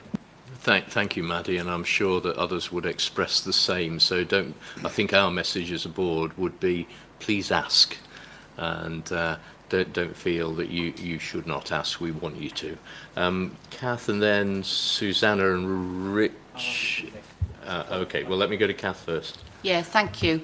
About a week ago, I joined a webinar hosted by the Royal College of Psychiatrists, and one of the pleas, I think, coming partly from the learning from this incident, is that we ensure that when services are being redesigned, decommissioned, implemented, that they have to be evidence-based and understood by all. Now, that's not a dig at commissioning. I was a commissioner of mental health services myself, and I didn't know what assertive outreach was when that happened. So I'm saying this really openly. But there are many aspects of mental health that we do not understand at system level, yet we make decisions about them. So I think that this tragedy shouldn't have to be replicated for another example of services within mental health that isn't in place, isn't fit for purpose. So this is how we can make a difference going forward, addressing the issue with this particular provision, but also I think going back to the comment, well, what else is out there, what else is there, not effective, and we need to make sure it's really clinically driven by people who understand mental health services. Thank you. Thank you, Kath. And Susanna? So thank you very much. I'm actually involved with drafting guidance around certification. Could you put your microphone on, Susanna? Thank you. I was just going to say that I was actually involved in drafting some of the guidance around certified outreach teams. It was in September 1999. I know this because I was expecting a baby at the time, and the baby fortunately arrived after we finished the drafting. But there's a couple of thoughts that I've had around this. I mean, one is that actually the concept is really, really simple. This is about making sure that we know who are the most vulnerable people that we have responsibility to care for, and we should know that in our local population. I'm sure that those vulnerable people will also be known to many other agencies. So this is the difference between 1999 and now is that we do now have integrated care, and we have the opportunity to work more closely with other partners. So I really would encourage you to work through the system in terms of kind of finding a solution to the problem. Going back to the kind of principle, these are the most vulnerable people. It's about knowing who they are, but it's also about making sure that we prioritise our resources so we're able to be proactive, build and maintain trust with people, and make sure that we're working in a way that ensures that they have the best outcomes that they can. So I'd really encourage you to lean more into the evidence base. There is an extremely strong evidence base for assertive outreach, but also for early intervention teams as well. You talked about the kind of fidelity model. I'm sure over the last 25, 26 years, that more has been learnt about kind of, the models around this. We should have a really good opportunity to do a better job, really, of caring for, as I said, I just want to go back to this, these are some of the most vulnerable people living in our community. Susanna, thank you. Mr. Dooley, I think you'd like to I'd raise... like to offer a service user perspective. First of all, Anthony Douglas, who was Suffolk County Council's Adult and Social Care Director back at the beginning of this century, approached me to set up a service user forum for people with mental health issues. So that's the background. I would have preferred the presentation, and I'm not criticising Kath because she just said, what's assertive outreach, but her predecessors, basically Suffolk had its own foundation trust. In that, there was an assertive outreach team. The lead with that service outreach team was a guy called Matthew Morris. And I went to meetings with him, and every meeting he would say, fidelity to the model, fidelity to the model. He had a magnificent team, very skillful. And now people go, oh, we've got a problem with money, we've got a problem with personnel. What's your question? My question is, start with an apology. Norfolk took over Suffolk. We had an excellent service in Suffolk. Norfolk, when it became Norfolk and Suffolk Foundation Trust, introduced what it called radical redesign. Absolute disaster. And here we are 15, 20 years later with that experience in Nottingham. That could all have been avoided. But what's your question, Mr. My Dooley? question is, will you make an apology for all the people that you've failed since that decision about radical redesign? Okay, thank you. Let me make a suggestion, colleagues, but Lisa, Ed, do tell me if this is the wrong thing to do. I can sense that the board is very concerned about this issue, and it's a really important strategic, operational and delivery challenge, and it's not yet known whether we will be we, the system, will be adequately resourced in the way that we'd like to be to for providers to deliver. So, two things. There actually were only 4 questions raised in colleagues' very supportive points that were made. Could I suggest that perhaps we bring back a response to that entire discussion as quickly as we can to the points that all were raised, that we bring get a written update to board members within, say, 7-10 days, Lisa? Do you think that would be possible? Yeah, agreed. I'm reluctant to say within a month because there's a sense of urgency here, and we may know more by the end of the week in terms of resource allocation, may we not? Richard, do you want to come in? Yeah, just quickly. Look, I don't want to set us up to fail with that, as Chair. So we will get the planning guidance later this week. We will get an indicative budget, and then we've got a significant amount of work to look through all the various asks that have come in. And we may not have all the answers. The envelope. So it's the level of detail the board's expecting in 7 days. I just want to be realistic. Definitely within the next month, we will be in a position, I think, to be able to say this is the prioritised list of what we think we should be investing in. But we have got a process underway to do that internally. To be fair, Richard, that's a really good point. But there were some issues that were raised, such as how does the referral to service work, which we should be able to answer. So within 7 days, 10 days, what would work for you? I think we could respond within 2 weeks, within 10 days to those initial questions posed by the board, and then a fuller response following the planning guidance. And therefore, could we bring this to the March board meeting with then a detailed update and actions following as Richard has explained?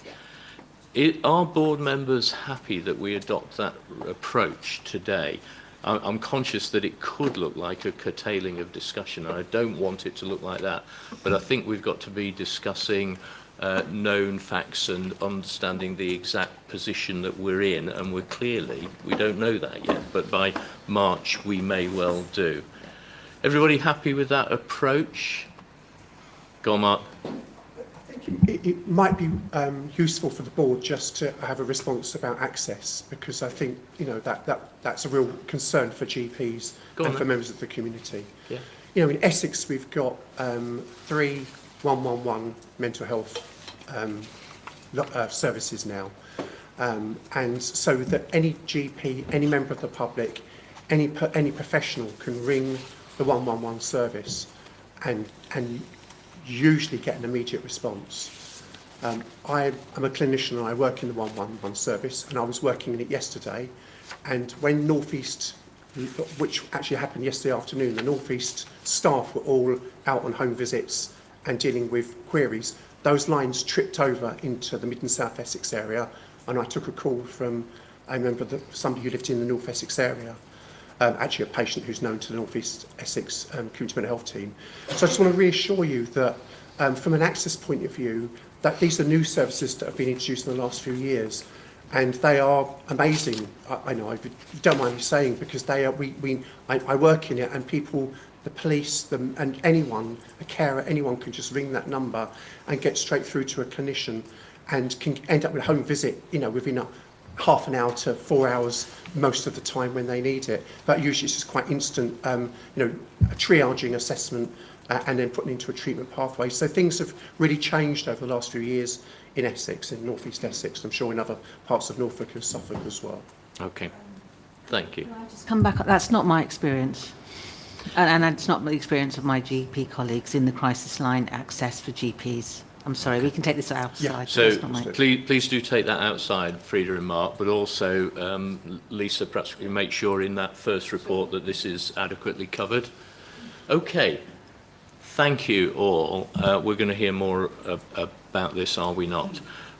We are running slightly behind time now, so Susanna, not that I'm trying to put you under any particular pressure, but if you could do this in 20-25 minutes, I'll go to you for item number 9, the future shift update. All yours.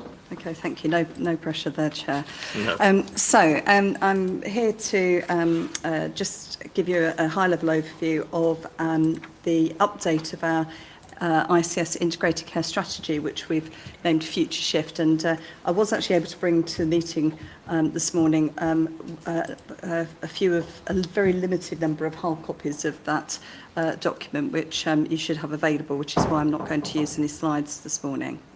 One of the kind of key objectives for the Integrated Care Partnership is to put in place an overarching integrated care strategy for the integrated care system. So the integrated care strategy basically sets the overall direction of the system across the whole area and sets out how commissioners in both the NHS and in local authorities working with providers, the voluntary community and social enterprise sector and all other partners can deliver much more joined up, preventative and person-centred care for the population. So we've essentially been developing our ICS integrated care strategy since we began our journey as an integrated care system. So I like to think that I've been describing it as the DNA of the Future Shift strategy, basically goes right back to the beginnings of our journey together as an integrated care system. It simply really refreshes and updates and brings up to date and builds on that work that's been done previously. So the starting point for Future Shift was essentially what we already had as our integrated care strategy, which can be summed up as wanting to achieve what's known as a left shift for the population in Suffolk and North East Essex. And left shift is about the importance of starting with why and ensuring the best possible outcomes for everybody living in Suffolk and North East Essex. It's about the importance around prevention. It's about supporting more people to live well for longer by both preventing disease and also slowing progression of disease. It's about thinking differently about how and where care is delivered and moving to more neighbourhood and community and people-powered solutions. It's about the importance of addressing both health and healthcare inequalities. And of course, in Suffolk and North East Essex, that key importance of can-do health and care, collaborating well together so that the system comes together, most importantly, around the needs of individual people. But since that has been our strategy for some time, what we've done through Future Shift really is put ourselves under some pressure to say, well, okay, we know what our vision is in terms of what we'd like to achieve for the population, but, we need to lean into more. Have we got a strategy to actually make that a reality? And that's ever more important, of course, because our world is changing very quickly. We know that our population is changing. We know that the state of health and care is not what we want it to be. We know from our local learning in Suffolk and North East Essex that there are a number of uncomfortable truths around local health and care services. And we also know that we've got lots of new opportunities around things like science and medicine and technology as well, which are coming at us very, very fast, and we need to make the best of those. So what we've done through Future Shift is to have that kind of deep conversation about how can we achieve that left shift in our population, how can we actually make that move from working in the way that we're working at the moment, which we could describe as the kind of status quo, if you like, to actually putting in place our vision for different ways of working in the future. It means moving away from the current business as usual and starting that journey over time. And what we did was we used something called the 3 Horizons model to really lean into and unpack that journey. And in the document, you'll see a section called How, if you like, that really describes 5 key areas that we think we need to pay better attention to in terms of how we enable that future shift over time. And those 5 areas are, first of all, how we lead and work together. The importance of culture, because culture will eat strategy for breakfast, but also around leadership as well. And the document goes through this in some detail. It talks about the importance of collaboration and collective accountability, the importance of leading with candour and being brave and taking risks. It talks about the importance of things like cultural and psychological safety, compassionate leadership, which I think is a very strong value here in Suffolk and North East Essex. And then most importantly, how do we enable a culture of more intuitive can-do leadership, particularly at the front line, so that we empower our staff to actually be able to lead the system and to get the system to work better around the needs of the individuals that they serve. The second area that we need to pay more attention to in terms of the how is around how care is delivered in a more viable future. And this is where I've described it, that the system is in danger of violently agreeing, if you like, with ourselves, that actually, the future, more viable ways of working around more local, holistic and seamless care, care led by people and communities, more technology-enabled self-managed care, that we need to develop our workforce for working differently in the future, and very importantly, we need to build trust with the population. We need to pay more attention to how we invest our time and resources. Our time and resources are stretched now more than ever. So if we're going to move on from the status quo, it's very difficult to kind of think about, whilst we're working very hard to try and make, our current situation work, how do we get our heads up and how do we make that move, if you like, into the future? So that's about really finding the opportunity to invest in system working, thinking about issues like risk and governance and regulation, which are of course very important to the way that we work as individual organisations, but how we think about those more systemically in a way that helps us to move forward. We need to think very carefully about financial investment and having the necessary financial control to invest wisely in terms of the way that we want to have more preventative and more community-based solutions. Thinking about things like commissioning and transformation and how they shape the world around us, and also, very importantly, what we measure. And then in terms of how we innovate, we have lots of opportunities around innovation. This is not just about technology and science, this is also about opportunities. For example, we had some brilliant examples from our voluntary community sector, and also from particular sections of our workforce talking about untapped potential in areas like allied health professionals, advanced practice, social care providers and so on as well. But if we're going to innovate well, then we need to learn from the world of innovation, and we need to innovate based on the jobs to be done. We've got to properly understand the jobs to be done in terms of making the best use of those opportunities for innovation. And we also need to be very aware of some of the wider issues around ethics and other issues in terms of the way that we innovate. And then lastly, in terms of how we need to approach future, we need to approach system transformation in a way that embeds the learning that we've had of where we've been successful in terms of system transformation. And we know that we're successful when we build the right foundations, we bring people together in a way that they're able to do things smarter, but then we build on that further to perhaps starting to think about where we can do smarter things and where we may be able to reimagine health and care in the future. And that is a progression. I think we're on that journey. I think that we've built some good foundations in Suffolk and North East Essex. I think we've begun to do things smarter, but I think we've got plenty of opportunities. There's plenty of untapped potential to do smarter things and to really reimagine health and care. So finally, the document then talks about what can we do. And there are 6 areas that we think, we can do things very differently. And we've already begun on this journey. So we can co-produce and co-deliver with people in communities. And we know that when we do, we get a better result. We get a better outcome. So, the strategy, the document sets out in detail some ways that we can do that and some examples of where we've already done that and that's achieved the right results. We can prevent ill health, we can prevent inequalities, and we can address injustice as well. And again, we've learned a lot about that already. But again, the document sets out really important areas around prevention. So, for example, the excellent recent report from Director of Public Health in Suffolk, looking at ageing well, talks about a whole range of different ways that we can actually be really proactive in terms of preventing frailty and ill health in older age, but also talks about the importance of enabling people to live well in older age as well. Tackling inequalities. Again, we've talked about that for many, many years, but we know that, a lot of key areas are really important around there. And lastly, but not least, we've included in this injustice. And, the recent work we've done around uncomfortable truths has set out, for example, those 22 things which we need to keep returning back to in terms of really doing the basics in terms of tackling injustice.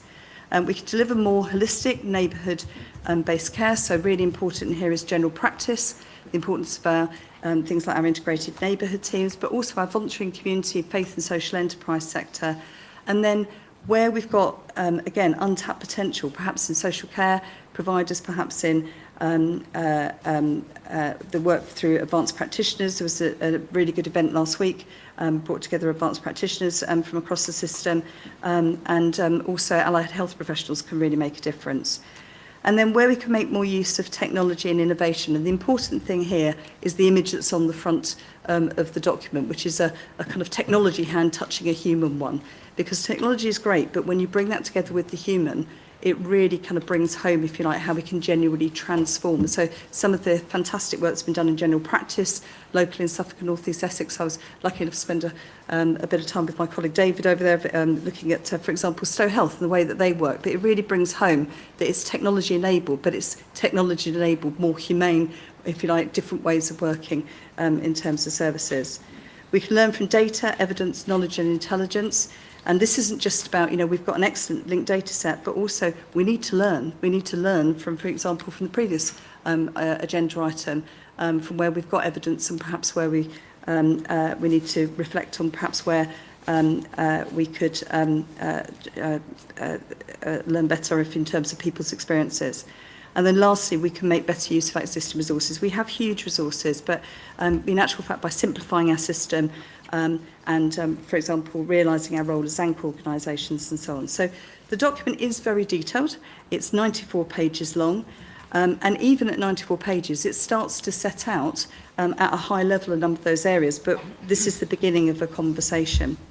So where we are with this is that the strategy was approved by our ICB committee in December as a next stage, an evolution of our integrated care strategy.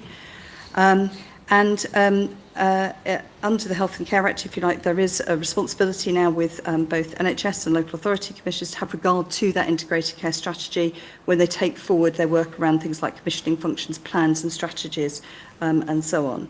So what the document doesn't do is it doesn't set out a kind of detailed action plan for the system. It sets out a vision. It's deliberately not overly prescriptive because we've agreed locally to devolve decision-making to those who are best placed to implement change and enable our leaders at a local level to manage complexity. Instead, what it does is it sets out a very powerful set of principles that I think we all need to be collectively accountable for, reflecting in the work that we do and in terms of the many strategies and plans that we have. Future Shift does actually reflect very strongly the national direction of travel. We've already seen an indication from the government of the content of what's, I think, coming in the spring in terms of a new 10-year plan. But they've already started to talk about 3 future shifts. They've talked about the move from hospital to community, from analogue to digital, and from sickness and prevention. And I think in Future Shift, we've actually got an opportunity to get ahead, if you like, in terms of the way that we've been thinking and working already locally. If you would like to look at the document in more detail, it is available on the homepage of our Integrated Care System website as an electronic flip book. There's an executive summary of 2 pages, there's an at-a-glance guide, there is an easy-read guide, and we've even managed to produce, using artificial intelligence, a little AI-generated podcast, which is interesting, both from this content, but also the fact that you just can't believe that it was a computer that produced that. We've also been out already trying to capture some of the experiences of people who are already working in a way that reflects what's described in Future Shift. And at the next ICP meeting, we'll be sharing some resources that look at some of the experiences that people already have around the system working differently. So just lastly, this is the beginning, I think, of more conversations to come.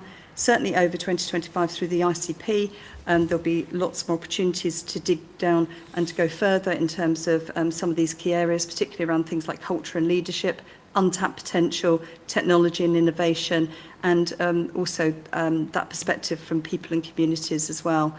And there are already a whole range of different pieces of work flowing out of the conversation around Future Shift. Ed's already just talked about the important sustainability review across our NHS acute and community services, but also there are other things which are very closely linked to this. I mentioned already the Ageing Well report in Suffolk. Health Watch are supporting around looking at untapped potential in communities. General practice here looking at where there's opportunities around working differently around prevention. And importantly, things like the Essex Care and Communities Commission, is very aligned in terms of views as well. So I'm going to stop there, Chair, and happy to take any questions. Thank you. And board colleagues, I know that you've all been engaged with this extensively over the last several months, and thank you for that engagement, and thank you to Susanna and team, of course, for producing this. We're actually asked today to note, perhaps endorse, but certainly support if we would. But in so doing, I think it would be fair to say that we note that this is aligns and benefits from, is embedded in the uncomfortable truths work that we've been doing for so long, that it aligns with the government strategy, as Susanna explains, and that the Integrated Care Partnership in December 24 approved this document and actually asked that it be sent into the 10-year plan development and to Sally Warren and to others. So, and also, I suppose, reflecting Susanna's final comments, that this isn't the end, this is the beginning of a journey. So given that engagement over the last several months and those comments, Ed, did you want to add anything to encourage board support? Well, let me firstly thank you, Susanna. It's a really professional document. It's great that we've done it in-house. I think it captures a lot of the great things in the system as well as pushing us to go further. I think the headlining around untapped potential is really important because we're not going to be getting lots of additional resources into the integrated care system. So with that in mind, we need to look at how do we draw out the potential we have and support the leadership to collaborate and to innovate. So that's, I think, a really key principle to this. I think what's very important now is what are the more operational responses to this strategy. So the sustainability review of the NHS acute and community services is one important response. But I think as Richard and colleagues develop the joint forward plan, we need to be really clear to set out how we're responding to the Future Shift document and linking the two so that we're joined up. So this isn't a plan in isolation. This is a touchstone to actually a proper operational response to it. Thank you, Ed. So, colleagues, with those comments, if there are no further comments or questions, Edward, yes? Can I make just one question? Susanna, I think this is a fantastic document. And as you know, Ipswich and East Suffolk Alliance are absolutely behind it every inch of the way. The one issue that is still not being really focused on is how the financial aspect of what the future shift is. Because I think in order to achieve this, we are going to need some reallocation of resource. And I'm not clear in my mind as to what happens next with that process. And it may well be that Howard might help with this one, Susanna, unless there's anything you want to add. Certainly Howard was very helpful to me in terms of making sure that there is a section of the document that does talk about finance. And again, I will defer to Howard, but one of the things it talks about is the fact that, yes, you're absolutely correct, that you would expect to see, if you like, a change over time in terms of maybe the way that we spend our resources, but we need to do that very carefully. We need to do that in a way where we've got the financial control necessary to make kind of proactive decisions about how we move forward. But I'll hand over to Howard. Anything to add to that, Howard? I mean, Ed's already sort of touched on it really in terms of we need to set out what the operational response is to this particular document. I think the cornerstone of that is how we build on the foundations that we've already got to create greater sustainability, particularly in our acute sector, which is overspending at the minute, and a key part of that, I think, is the sustainability review. So I think there's much more to do, I would say, Ed. Yeah. So, colleagues, with that, and noting the time schedule that Ed outlined earlier for the sustainability review, I'll go to Nick, but I'm then going to come back to us to see if we're prepared to note and support. Nick? Yeah, just coming back to Edward's comment and to Howard, there isn't an acute sector. There's an acute and community sector. So I think one of the things we've got to be mindful of is that some of the rhetoric we're hearing, not locally but nationally, is that we need to move money out of the acute sector into the community sector. If you look at the investment decisions made by ESNEF last year, you will see that the only cost pressures we supported and the only additional investment from growth money went into our community divisions. and not into our acute divisions, or traditionally acute divisions. And I think it is difficult in the local system to clearly differentiate between acute and community.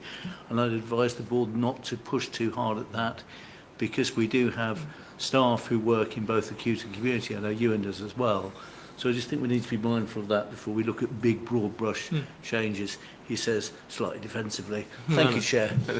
No problem, Nick. Well articulated, and actually we'd like to see some of those boundaries blurred, wouldn't we, in a positively integrated way.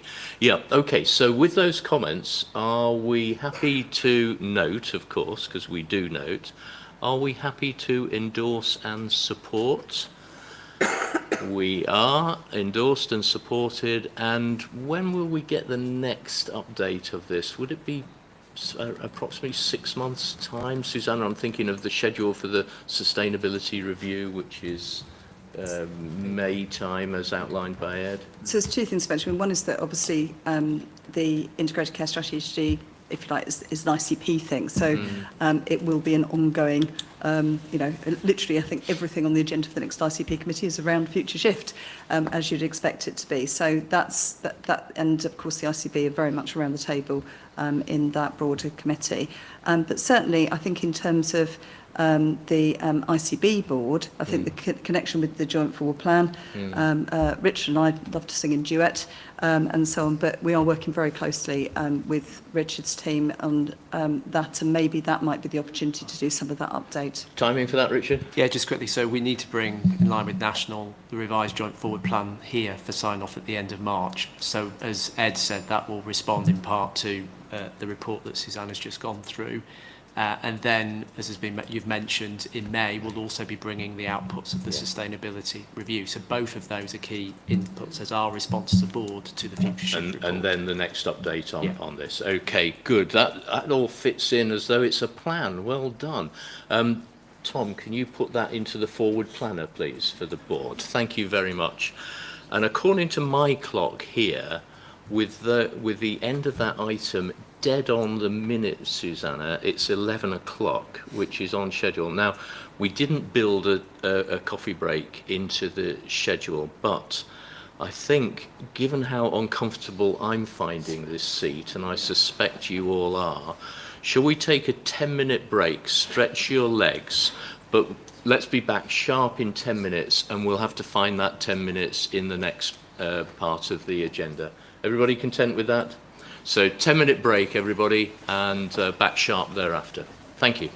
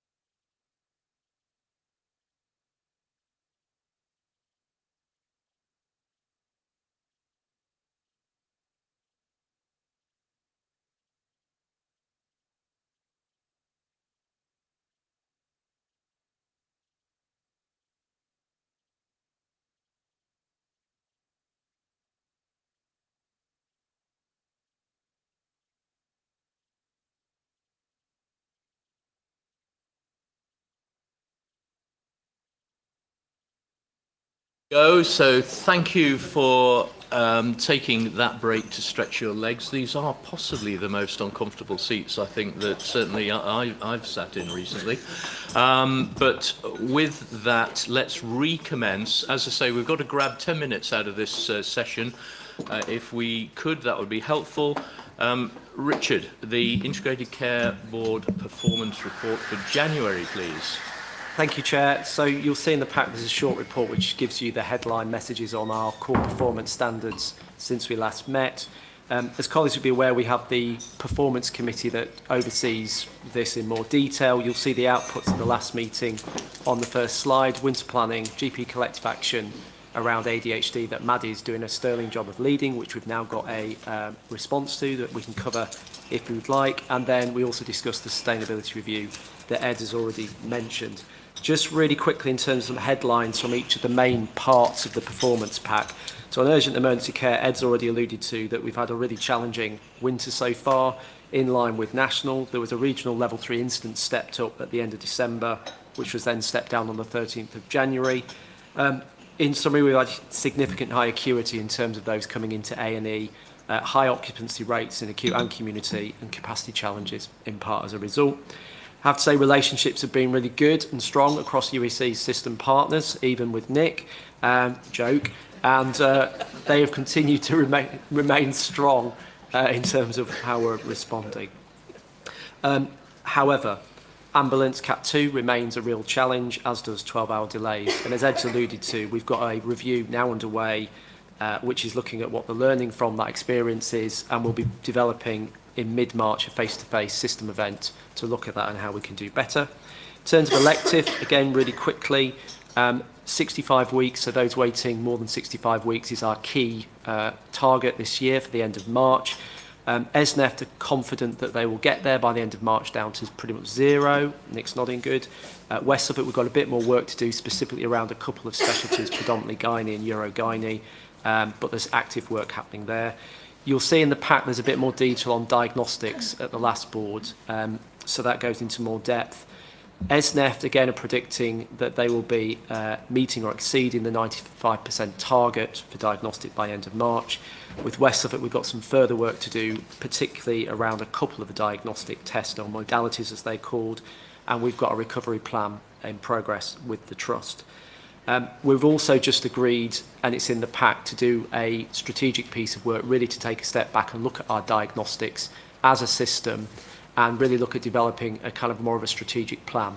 Now, that doesn't mean that we're stopping the day-to-day work. There's a huge amount going on every day to ensure that we're improving, but we think we need to see that within context of where we're going as a system around our strategy for diagnostics in the medium to longer term. Briefly turning to cancer. So we are above the standard this year in terms of 70% for those waiting 62 days for treatment, but there's more to do. We want to be higher than that. Our challenged area remains those waiting 28 days against the faster diagnosis standard. I'm pleased to say that ESNEFT have actually just achieved it unvalidated, but confident at that month that they've got on track with that. West Suffolk, there was a fall down to 59% due to 2 specialties, but it's now climbed back up to 73%, and we're working with the Trust to ensure that it gets to where it needs to for the end of March. And then just finally, on the mental health front, 5 of the 8 operational priorities we are meeting, so we're expecting to meet them by the end of the financial year, which is a much better position than we were in this time last year. There remains 4 measures that we're really focusing down on.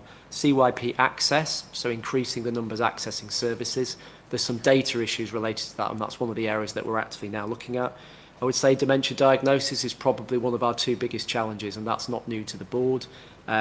North East Essex is meeting the standard. Our 2 Suffolk alliances are not, and there's active work going on in terms of how we can look to recover, including additional capacity within NSFT around some of the waiting list challenges. And the second one is out of areas in North East Essex. So those individuals are going out of county for inpatient provision. There's a challenge across the whole of Essex around that. We've got active work happening in that with our partners, including Essex County Council, EPUT, etc. But I would say out of all of these, that's the one that I would say we need to lean more into because we have not got a clear plan yet to ensure that we get down to as low as possible by the end of the financial year. And I forgot to mention, just obviously we're waiting for planning guidance, but one of the risks that we've got at the moment is around what comes out of that, around the unring fencing of certain things, because at the moment we have got pots for elective, including the CDCs, so the community diagnostic centres. So we will find out later in this week any implications of that in relation to our performance as well. Richard, apologies if I missed it there. Did you have a diagnostic update as well? Yes, sorry, I covered that. So it's in the pack. It's in the pack. Yeah. Esneft are on track. West Suffolk, we've got some further work to do, and we're looking to do a medium to longer term piece linked to that. So actually, we're clearer as a system. What do we want in place around diagnostics and where and how? Thank you, Richard. Elaine? Yes, thank you. I did just want to come back to the diagnostic part, if I could, for a moment, because you went through that quite quickly. And when I read in the deck, that is still one of the high-risk areas. Then when I was reading the strategic review was taking place, and that is not going to report until Q3 25-26, with decisions in 26-27, I'd just be helpful to understand that there is still that recovery plan, and I think that's what you're suggesting. So there's a detailed recovery plan now, as well as the strategic work. So we're not waiting until 26-27 to see the improvement. So it'd just be helpful to be really clear on that.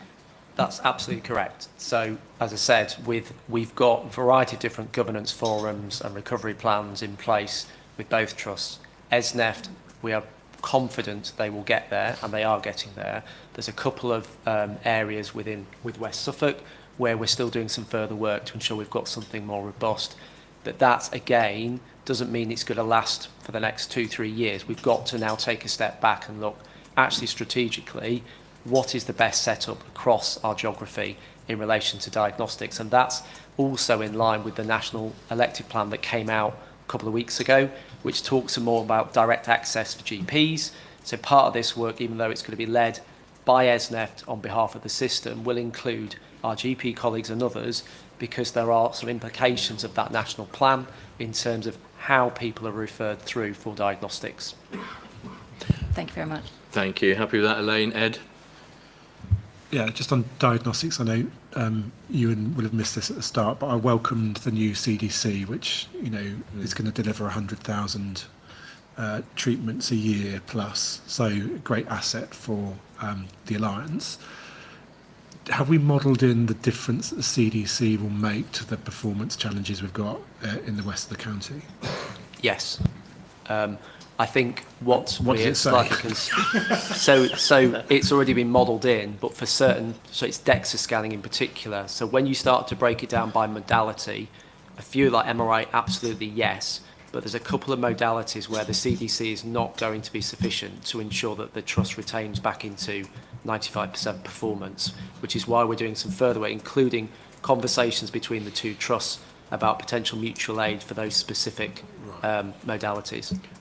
So would it be fair to summarise that, Richard, as a work in progress? Yes. Yeah. Do you want any further comment on that, Ed? That's helpful to know. Maybe we'll go into more detail outside of the meeting. Yeah. Okay, thank you. Let me go to Nick and then Maddie. Nick? So one bit of good news is that those conversations have concluded, and we'll now be running some lists at the weekends to pick up some patients from West Suffolk. I think on the Ipswich site, possibly on the Colchester site, with one or the other. The other, just in terms of a bit of a risk, as I alluded to earlier, some of the ring fencing that's been removed, I think probably the biggest risk area nationally is probably the CDCs, particularly around the revenue implications. So we've been very successful in terms of, for the three alliances having developed or in the process of developing some CDCs. I think the risk around the revenue funding for that, we just need to be very mindful of going into the planning round for next year, both in terms of the capital, which will, we're hearing noises that there will be capital available, but it will be a local determination rather than bidding for that nationally. So I just think, again, to my point earlier, around the decisions that we make as a board, and then the courage to stick with them, even where the pressures may be to move money around into different areas. Thanks. Yeah, thanks, Nick. Noted. Maddie? Thank you. I just wanted to pick up about LD health checks, so because I know this would be a matter of concern to the board. So it's shown as red at 44.8%, but this is to do with the period in which most health checks are undertaken. So based on last year's activity, we would expect that the vast majority would be, or what's missing and more, will be undertaken in the last quarter of the year. And because they're annual, you would always see that distribution over the year. So I'm confident that the target will be met. Thank you. Thank you for that context as well, Maddie. Much appreciated. Moira? Thank you. I just endorse Richard's view that the mental health out of area placements in Essex needs to be an area of focus. I think we've had, following a set of MAID events that happened back end of last year, there has been some positive movement for some individuals on, but we still have quite a substantial number of people in delayed discharges. So I think it needs to be continue to be our focus. We've, I think, got some good process in place following sort of system engagement, but we're not seeing it have the impact that I think we all hoped. Okay, thank you. Any more comments or points? Otherwise, we're asked to note. So duly noted. You and I think we'd all say thank you for recovering that cancer position, much appreciated. So thank you to all those involved. Everybody happy to move on? Agreed, thank you very much. Howard, item 11, the finance report, please. Thank you, Chair. I'll take the report as read as usual and highlight key areas and updates. So firstly, my usual reminder that in this context, system is referring to the formal ICS partners, which are the ICB, the Ambulance Service, ESNEFT and West Suffolk. SNE System has an approved balanced financial plan for 2024-25 in line with our £2.4 billion of funding allocations. And amongst the system partners, West Suffolk have a board and NHSE approved £15.2 million deficit plan, which is offset by surpluses from other partners, predominantly the ICB. And this deficit was to be halved by 2025-26 and a balanced plan achieved by 2026-27. So that's the original plan that we set. In summary, as at month 9, so that's the period to the end of December, the ICB, E-East and ESNEFT have projections that are currently on track to deliver their approved plans, noting pressures and risks which are in line with those reported to the November board, including the rising costs associated with continuing healthcare and strategic developments at ESNEFT, including the implementation of the electronic patient record, the orthopaedic centre and green surgical hub, and as well as ongoing discussions that we know ESNEFT are having with NHS England with respect to potential shortfalls in the funding of the pay award. The position at West Suffolk remains our most significant financial risk for this and for next year, and as of month 9, the Trust has a year-to-date deficit of £20.9 million against its approved £15.2 million deficit plan for the full year, so with 3 months remaining. The Trust had put forward a recovery plan setting a likely position of £28.5 million, that's £13 million off plan, with mitigations that have largely been put in place since July and August. And then we conducted a due diligence exercise in December between the ICB, West Suffolk colleagues and also NHS England, and concluded that a £26.5 million deficit position, that's £11 million off plan, before application of system contingencies is an achievable revised target for the Trust, and that has been accepted by the Trust. Just as importantly, we know that West Suffolk are committed to maintaining their trajectory for reducing the monthly run rate deficit and returning to a sustainable financial position. The system work, Chair, to determine financial mitigations to support the West Suffolk deficit are in line with those reported to Board previously, so nothing new with that, to report with that respect. And we are currently working through the governance required to conclude the necessary changes to forecast outturns across the 4 ICS partners, including non-executive scrutiny via our ICB Finance Committee, which happened last week. And we will be in a position to report that more formally to the public board in March. But I think overall this is positive news as it starts to draw a line under this financial year.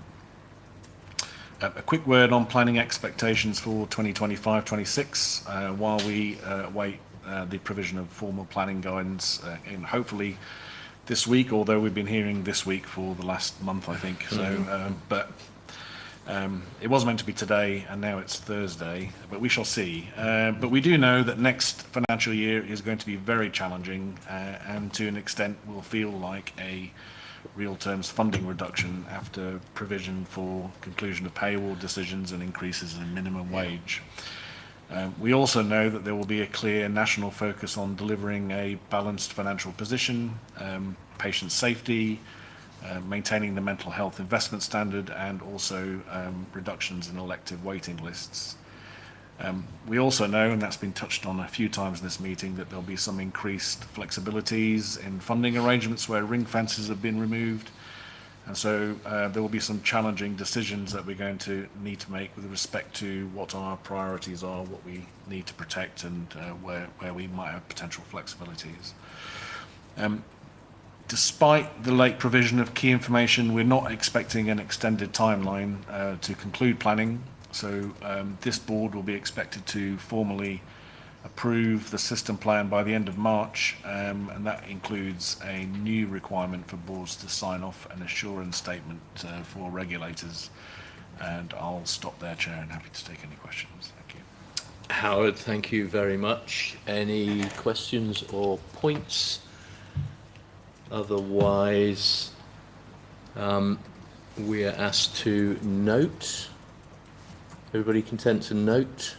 I think more on this in March, Howard, inevitably, and in more detail, no doubt. Agreed?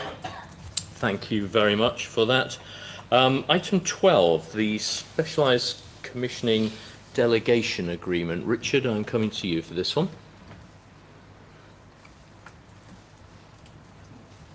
And get my mic on. Great, thank you. So colleagues will probably remember this from about a year ago when we had a similar paper that came through seeking your agreement for the delegation of a number of specialised commissioning services. We were successful in that, and as you'll see in the paper, all 6 ICBs that make up the East of England effectively came together, and we've had delegation through. There's a team that are hosted within Bedfordshire, Luton and Milton Keynes that is supporting us with this work. The reason that we're bringing it back here today is that there's a further basket of services that the National NHS England team are looking for ICBs to take on as part of that existing arrangement that we agreed last year, which are detailed within the paper. We're seeking today an agreement, given the timelines, as you'll see in the paper, are really tight, and we wouldn't have met as a board until in time, as in it needs to be agreed by the end of March, for a delegation of the final decision to Chair and/or Ed as Chief Exec to make that decision. The draft agreement is in the pack. We're not envisaging it changing much at all, but obviously if there are any tweaks, we didn't want to sign off a version today, and then there's some further work happening over the next few weeks. There's one area flagged in the paper in the recommendations, particularly from our finance team colleagues, that we want to do a little bit more work around, which is related to mental health and learning disabilities and autism delegation, which actually make up quite a few of the services that are proposed to come down. We just need to understand in a bit more detail some of the finances related to that. So subject to that work, which is ongoing between our team and the team that's leading this, we are hopeful that we will get agreement for the further delegation of services within the timeframe we've got. I'll leave it there. Richard, thank you very much. Elaine? Thanks, Richard. I wanted to actually just go back to a reminder of the governance in terms of oversight and assurance with this delegation. So given that we're putting additional delegation in, could you just perhaps explain a little bit how the oversight on things like quality is done? That would be helpful. So in terms of the existing governance that we've got within the organisation, specialised commissioning sits within the Plan Care group that feeds into our performance committee. There's also a line into the quality committee in terms of actual deep dives and looks at the performance of the services. We don't have, it's fair to say, a delegated team of individuals locally. It's literally Lisa and I and Narinda and a couple of others. So we are very reliant on the team that works on our behalf, hosted by the other ICB to work on this. But Lisa, I don't know if there's anything you wanted to add. Yeah, that's obviously a question I've been asking a lot because there's a lot of services. So the team that currently oversees the quality aspects of the services are transferred into BLMK. So what we will do is to form a quality collaborative that sits, which they will lead across all ICBs. If there are specific things relating to Suffolk and North East Essex population, we'll obviously work with them on those issues. Great, thank you. Should have also said, apologies, there is also then a joint committee across the 6 ICBs that I'm the representative on. And that's where the joint decision making ultimately happens at scale across the 6 ICBs, and we meet monthly. Thank you, Richard. Lisa, happy with that, Elaine? Thank you. Howard? Yeah, just to say that I support that we're not in a position to conclude or make a decision at the moment. There are still some unknown factors also with SpecCom allocations and also what the risk share arrangements are going to be between ICB partners. So we're not the only ICB also taking this position. I think it'll be a common view across the rest of the region. Thank you. Howard, can I just ask you a question as well? In the paper, and I'll come to you, Janice, I realise, but we're asked to, if the board agrees, to delegate to the CEO or mandated executive. Would you be happy if that was just the CEO as the accountable officer? I think that's fine. I would expect that to come through to executive committee anyway to finalise. So, It's probably just a catch-all, but I'm happy that Ed does that. I've got accountability within the exec team, but we'll do that obviously through. I was just thinking of the actual sign-off. Yeah, I did check with Ed, and he said, "Oh, okay." Don't worry, we won't make you sign anything we're not happy with. You've never done that. Not yet, anyway. Thank you, Janet. Thank you, Chair. Richard, thank you. Are there any material changes to the agreement from last year, and have there been any issues in year? There was no material differences to the agreement. I would say it has been a little slower than my usual pace in what I would like to work at to make some of the changes that we need, but that is obviously complex when you're working across 6 ICBs trying to collaborate. We have, to be fair, though, made some progress around we're starting to make progress around a couple of services that we'd like to repatriate back into the system. And I think that's something that I've noticed is easier than it perhaps was before, given that we're now around the table, easier to make decisions. The other thing I think is positive is that the major providers who are already providing some of the specialised commissioning service, including ESNEF, are coming together as a collaboration effort. And again, I think that's a positive sign of some of the future changes that we could make. Happy, Janet? Good. Thank you. So, colleagues, are we content to delegate the authority to sign off the revised agreement as put in more detail in the board paper to the Chief Executive as accountable officer? Agreed? Good. Agreed. Thank you very much. Item 12. Amanda, you're going to deal with this, the appointment of the Deputy Chair and Sid. First of all, Tom, we need to note, we noted Janet's declaration of interest. Also, could you add Fan Wells in? What we'll do here, colleagues, I'll go to Amanda to introduce this paper. If there is a requirement for debate about this, if you wave at me, Janet and Fanwell are very happy to leave the room. If nobody waves at me, in the interest of time management, we'll stick as we are. Content with that approach? Amanda, over to you. Thank you very much, Chair. So, Board will recall probably the latter end of last year, NHS England asked all ICBs to appoint two new roles, but within our current non-executive membership establishment, a deputy chair and a senior non-executive member. That change and requirement was reflected in our constitution, which we as a board signed off probably last autumn. So through our remuneration and HR committee, our chair led a recruitment process, and Fanwell was nominated to become our deputy chair, and Janet was nominated to become our senior non-executive member. The conclusion of that now sits with the board, and we today are now asked to support the recommendation to appoint with immediate effect. Okay. I've not seen anybody wave. Are we content to agree to the recommendation of the Remuneration Committee? I see nods around the table. We are content. Agreed. Thank you very much. Fanuel, Janet, thank you. And I'm not sure whether congratulations are in order or not. Thank you for accepting the additional job roles. Thank you very much. In which case, then, let's stick with you, Amanda. Could we go to item 14, the consultation on the draft Essex Air Quality Strategy, please? Thank you very much, Chair. So this is for information at the moment, but as members will have seen, Essex County Council have developed an air quality strategy in partnership with wider stakeholders from within our system and beyond. And the strategy is now out for consultation and has a closing date of around March. And we, as a board, are invited to respond either individually or collectively as a board. And if members wish to feed anything back, I'm very happy to be the recipient and will then work with my sustainability lead, Andrew Urquhart, and feedback accordingly. Thank you. Thank you, Amanda. So, Elaine? Yeah, it's just really a comment that when I read this, it did absolutely look like something that we can do proactively and collaboratively. And it is absolutely about preventing health problems or certainly minimising them. So it definitely struck me as something that resonated a lot with the Future Shift work we've been doing to be supportive of.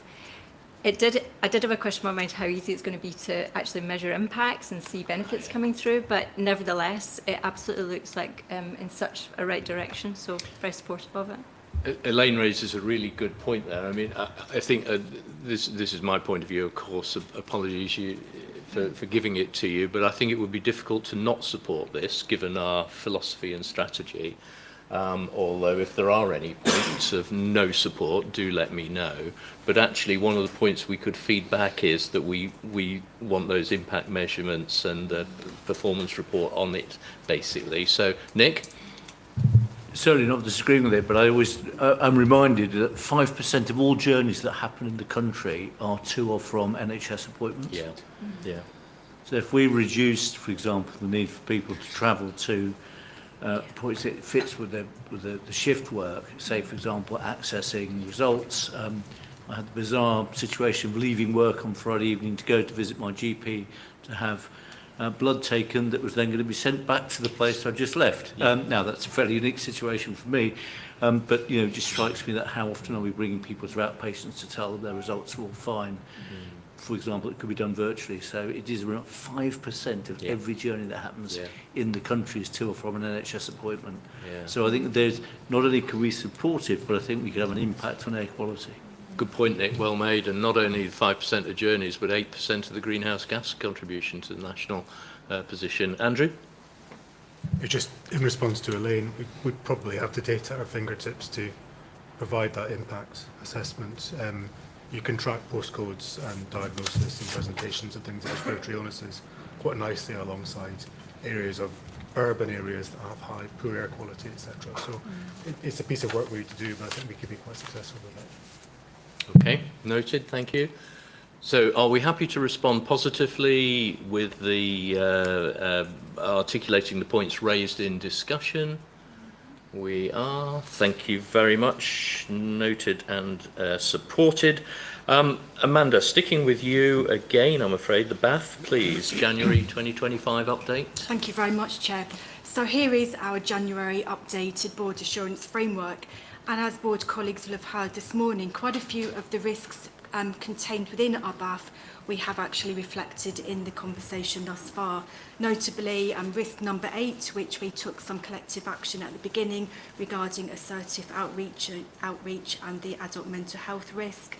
Also, our performance report indicates a number of risks which are reflected, notably our system cancer, risk number 19, our EE's performance and quality, risk number 16, and our emergency and accident and emergency risk as per number 1. My fellow director colleagues may wish to illuminate and update further on their risks in a moment, but just going back to the last agenda item and the air quality, clearly that is embedded and reflected in risk number 29, and that is a conversation that we come back to every month when we review the BAF through the Estate Committee, and Andrew Urquhart obviously talks that through with our wider system colleagues as well.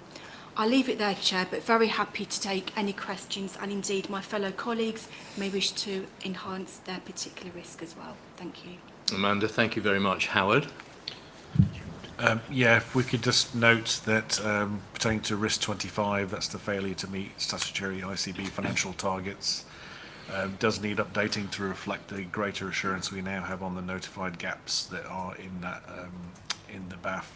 We are more confident on the trust doing, as in West Suffolk, doing better than 28.5 million, which is stated on the risk log, and we are also confident that there is a credible system plan to deliver a break-even as a system. Both have been tested at the ICB Finance Committee. So take an action for an update there, Amanda. Thank you. Ed? Yeah, just risk 33 BMA GP collective action, which is rated as severe. So just, I don't want to tempt fate here, but it feels like some of the risks there have been mitigated through the good work we've done. Biggest risk being around the ADHD prescribing issue. So just to revise, Maddie, Frida, whether you still feel it's a severe risk or whether it's one that's now being kind of managed adequately. And perhaps no need to answer that now, but could we take a review outside the meeting and bring forward your views on that, and if indeed there is an amendment to the next board? Thank you. Andrew? Just an update. We're planning to do quite a deep dive on cancer quality in February, so there might be an update on the cancer standard risk following that. Add that to the review list. Got quite a long review list this month, Amanda. You looking at me because you want to come in, Frida? No, you happy? Good. Any more? So with those reviews and amendments, which Tom will note as well for the minutes, noted and approved. Good, thank you very much. Next item, the committee minutes and highlight reports. There are only 4 this time in the pack, but Amanda, can I go to you to introduce this? Thank you very much, Chair. So I'm going to take the report as read and invite any chair to enhance any comment they wish the board to be made aware of. Thank you very much. They are to note. Are there any of those committee chairs who'd like to raise anything or any questions from board members? Let me go to Peter.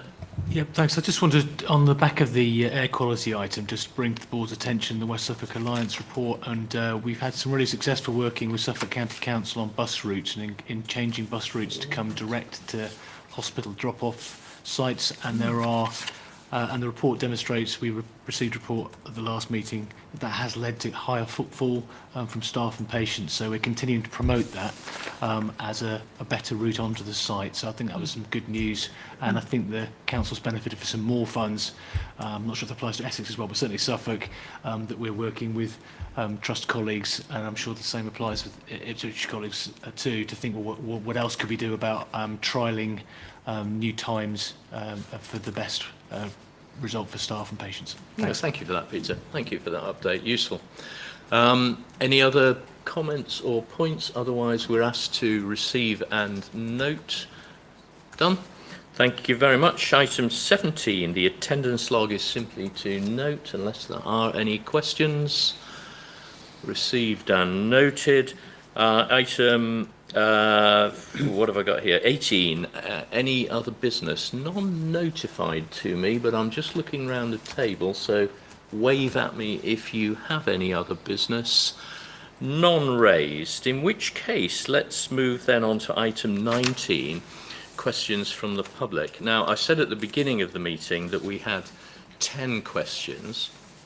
We've actually got 11 now. Another question has come in from Barbara.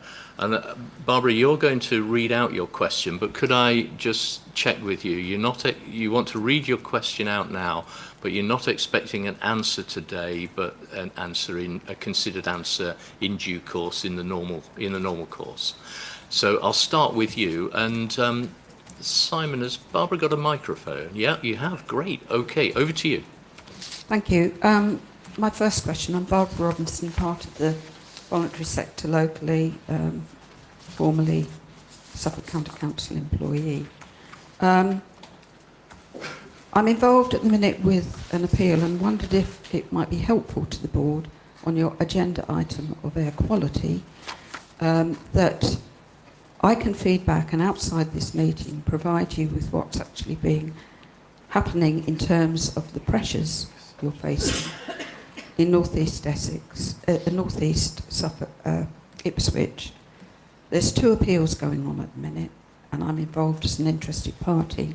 And I've spoken with your NHS estates, Chris Crissell, to get an update to take back to the appeal before the planning inspector next week. My question is about Section 106, which was negotiated earlier this year. We have the figures for that. But I am not happy with what is happening during this appeal. So just to let you know that. In terms of air quality, no one has raised any issues about air quality in the impacts of these various developments other than ourselves. We can take anything you wish to bring to this on your behalf if that's helpful. The second question is in regard to a request I have to add an addendum to the November the 5th, 2024 minutes, please. I'm a service user and I'm part of the voluntary sector, but we feel with the work we've been doing that our evidence contradicts the ICB claim made at that meeting in November of successful co-production. It was 0.9 in November.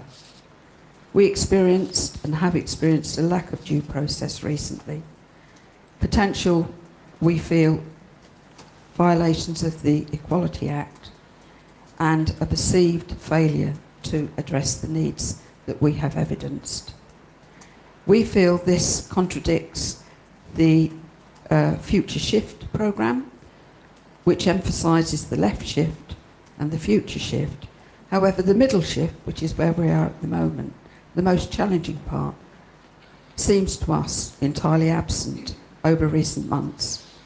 How can the SNE future shift address the future when we can't see the steps necessary to even reach that future, which to us remain unclear? And this is in regard to a particular service which is about to go out to procurement with engagement from us, but we don't feel the co-production delivery recently has been adequate. Barbara, thank you very much. And as we discussed earlier, you're content that we give considered written answers to both those questions. So, Tom, I'll leave it to you to log the questions and then organise the appropriate response. Thank you very much. Thank you, Barbara. So now we have another 10 questions. I don't think, is Louise Sargent with us today? No, in which case, we've got a bunch of questions from Louise Sargent. We've got a small bunch from Mr. Dooley and one from Saeed Abrar.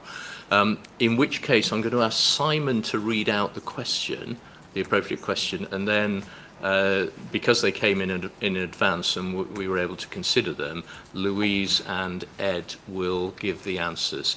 So, sorry? Lisa, did I say Louise? I'm so sorry. Thank you. Sorry, Lisa, my apologies. Lisa and Ed will give the answers. So should we start with Syed Abrar, Simon? Over to you. Sure, and his question is, as the adoption of AI continues to shape the delivery of mental health care, what is the ICB's approach to leveraging those tools to enhance outcomes, improve efficiency and ensure equitable access to services? Additionally, if you are a third party that is able to support the ICB strategy and priorities, who would be the best person to contact regarding this matter in the first instance? Over to you, Ed. Thank you. I mean, we talk a lot about AI in the future shift strategy, so that's a sort of starting point. We definitely encourage use of AI in healthcare where it's clinically appropriate to do so.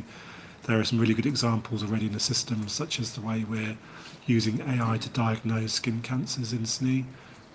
So there are some good examples in terms of key contacts. Richard, could you help me with that?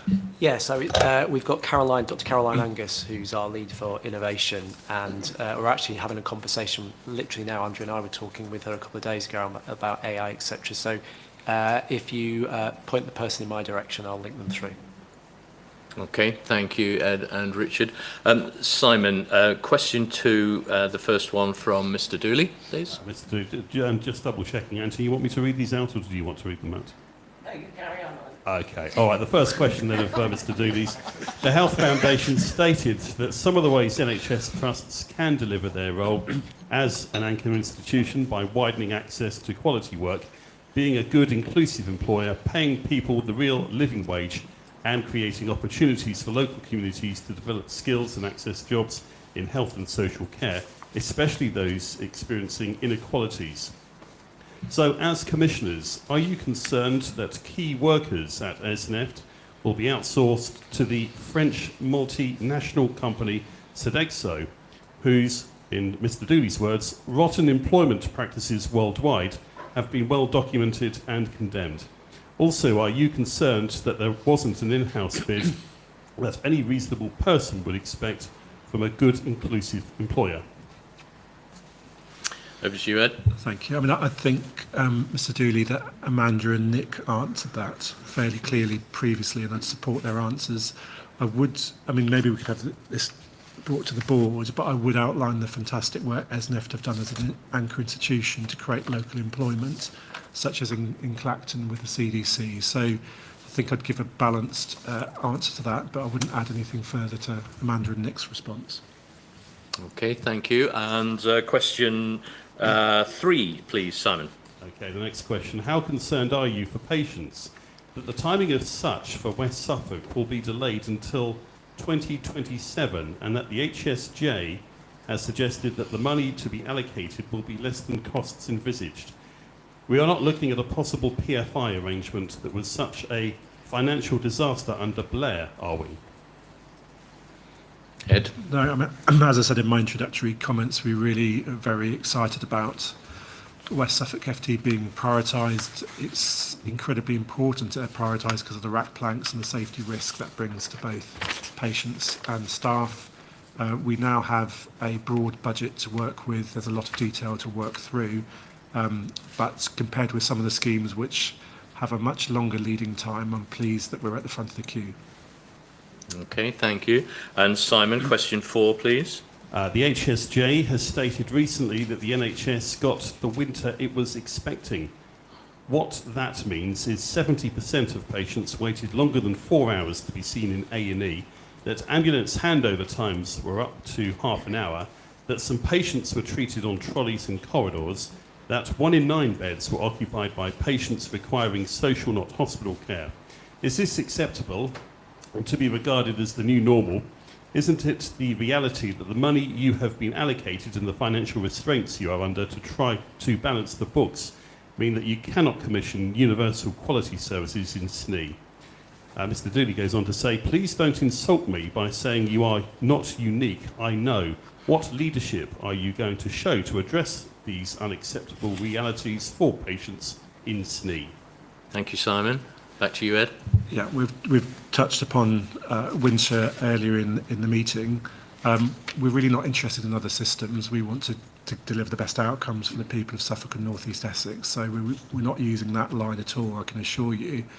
The lessons learnt work we're going to do is extremely important. We believe that we can improve on this year, and corridor care is not acceptable. I think I've been on public record to say that. I know Nick has as well.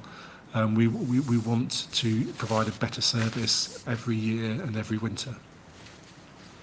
Thank you, Ed. And then finally, Simon, question 5, please. Despite me providing you with evidence at November's meeting, please see your minutes, of the positive benefit of bringing soft services back in-house, Esneft has gone ahead with its privatisation decision. To date, you have sought to distance yourself from this matter. However, as you should be aware, Suffolk Unite Community and Keep Our NHS Public have sought and obtained legal advice on the conduct of Esneft throughout this process. Several matters of legitimate public concern have emerged, including on the relationship between the ICBs and hospital trusts.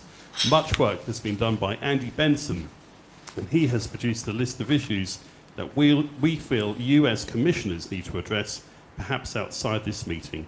How do you wish to proceed? Thank you, Simon. Ed. Thank you. We'd welcome seeing the list of issues that Andy Benson has produced, and we can respond once we've received them. Thank you. Thank you very much. So, Simon, I'm going to stick with you, and now we have 4 questions from Louise Sargent, which we'll pass the answers. We'll go over to Lisa for the answers. So, the first one, please, Simon. Okay, the first one is, why is PALS and the Complaints Department so difficult to contact?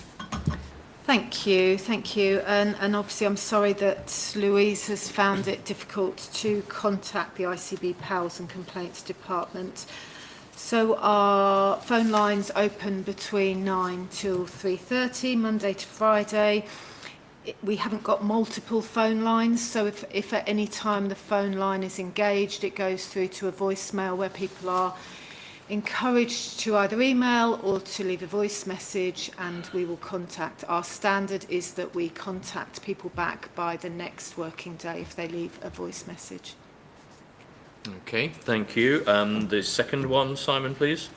Why does the ICB primary care support remain anonymous and inaccessible? This creates an impression that decisions are made by individuals elsewhere in the ICB, as suggested by names on NHS audit access reports. And Lisa? Thank you.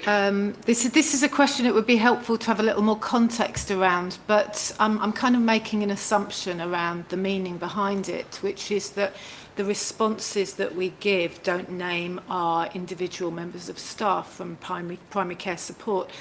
And that's because we find that the experience of patients and people that contact us is best if there's a single point of access through PALS and Complaints. So PALS and Complaints liaise with the person that's complaining and provides the response. We don't signpost people to other members of our team.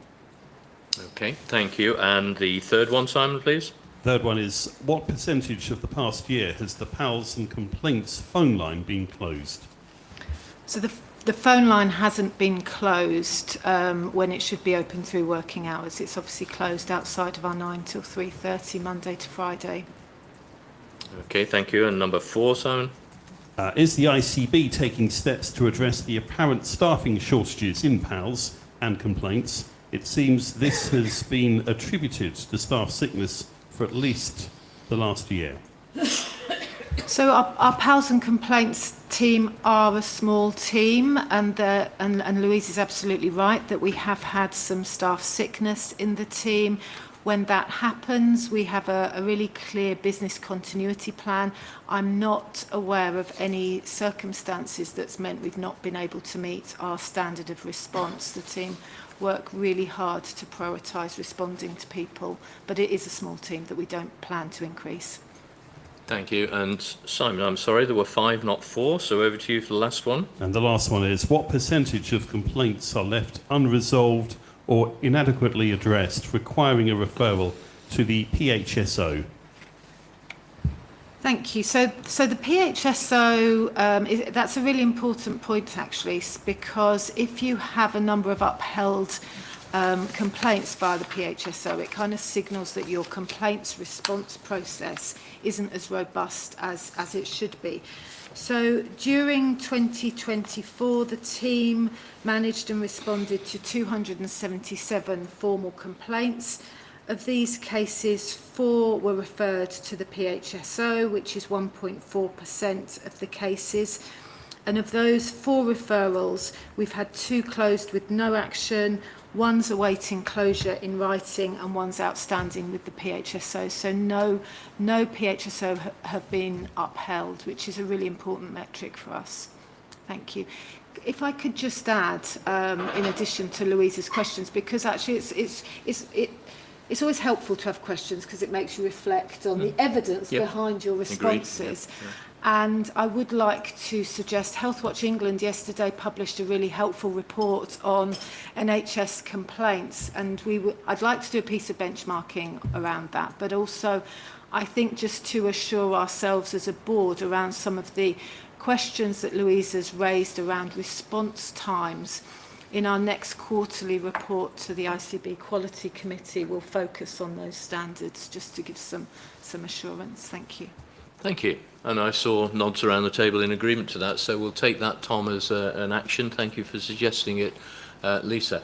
So with that, colleagues, it is actually 12:03. I'm ever so sorry. We're 3 minutes late, but well done for the catch-up.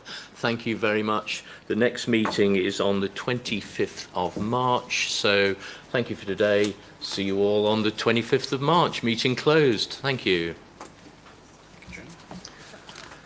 Well done.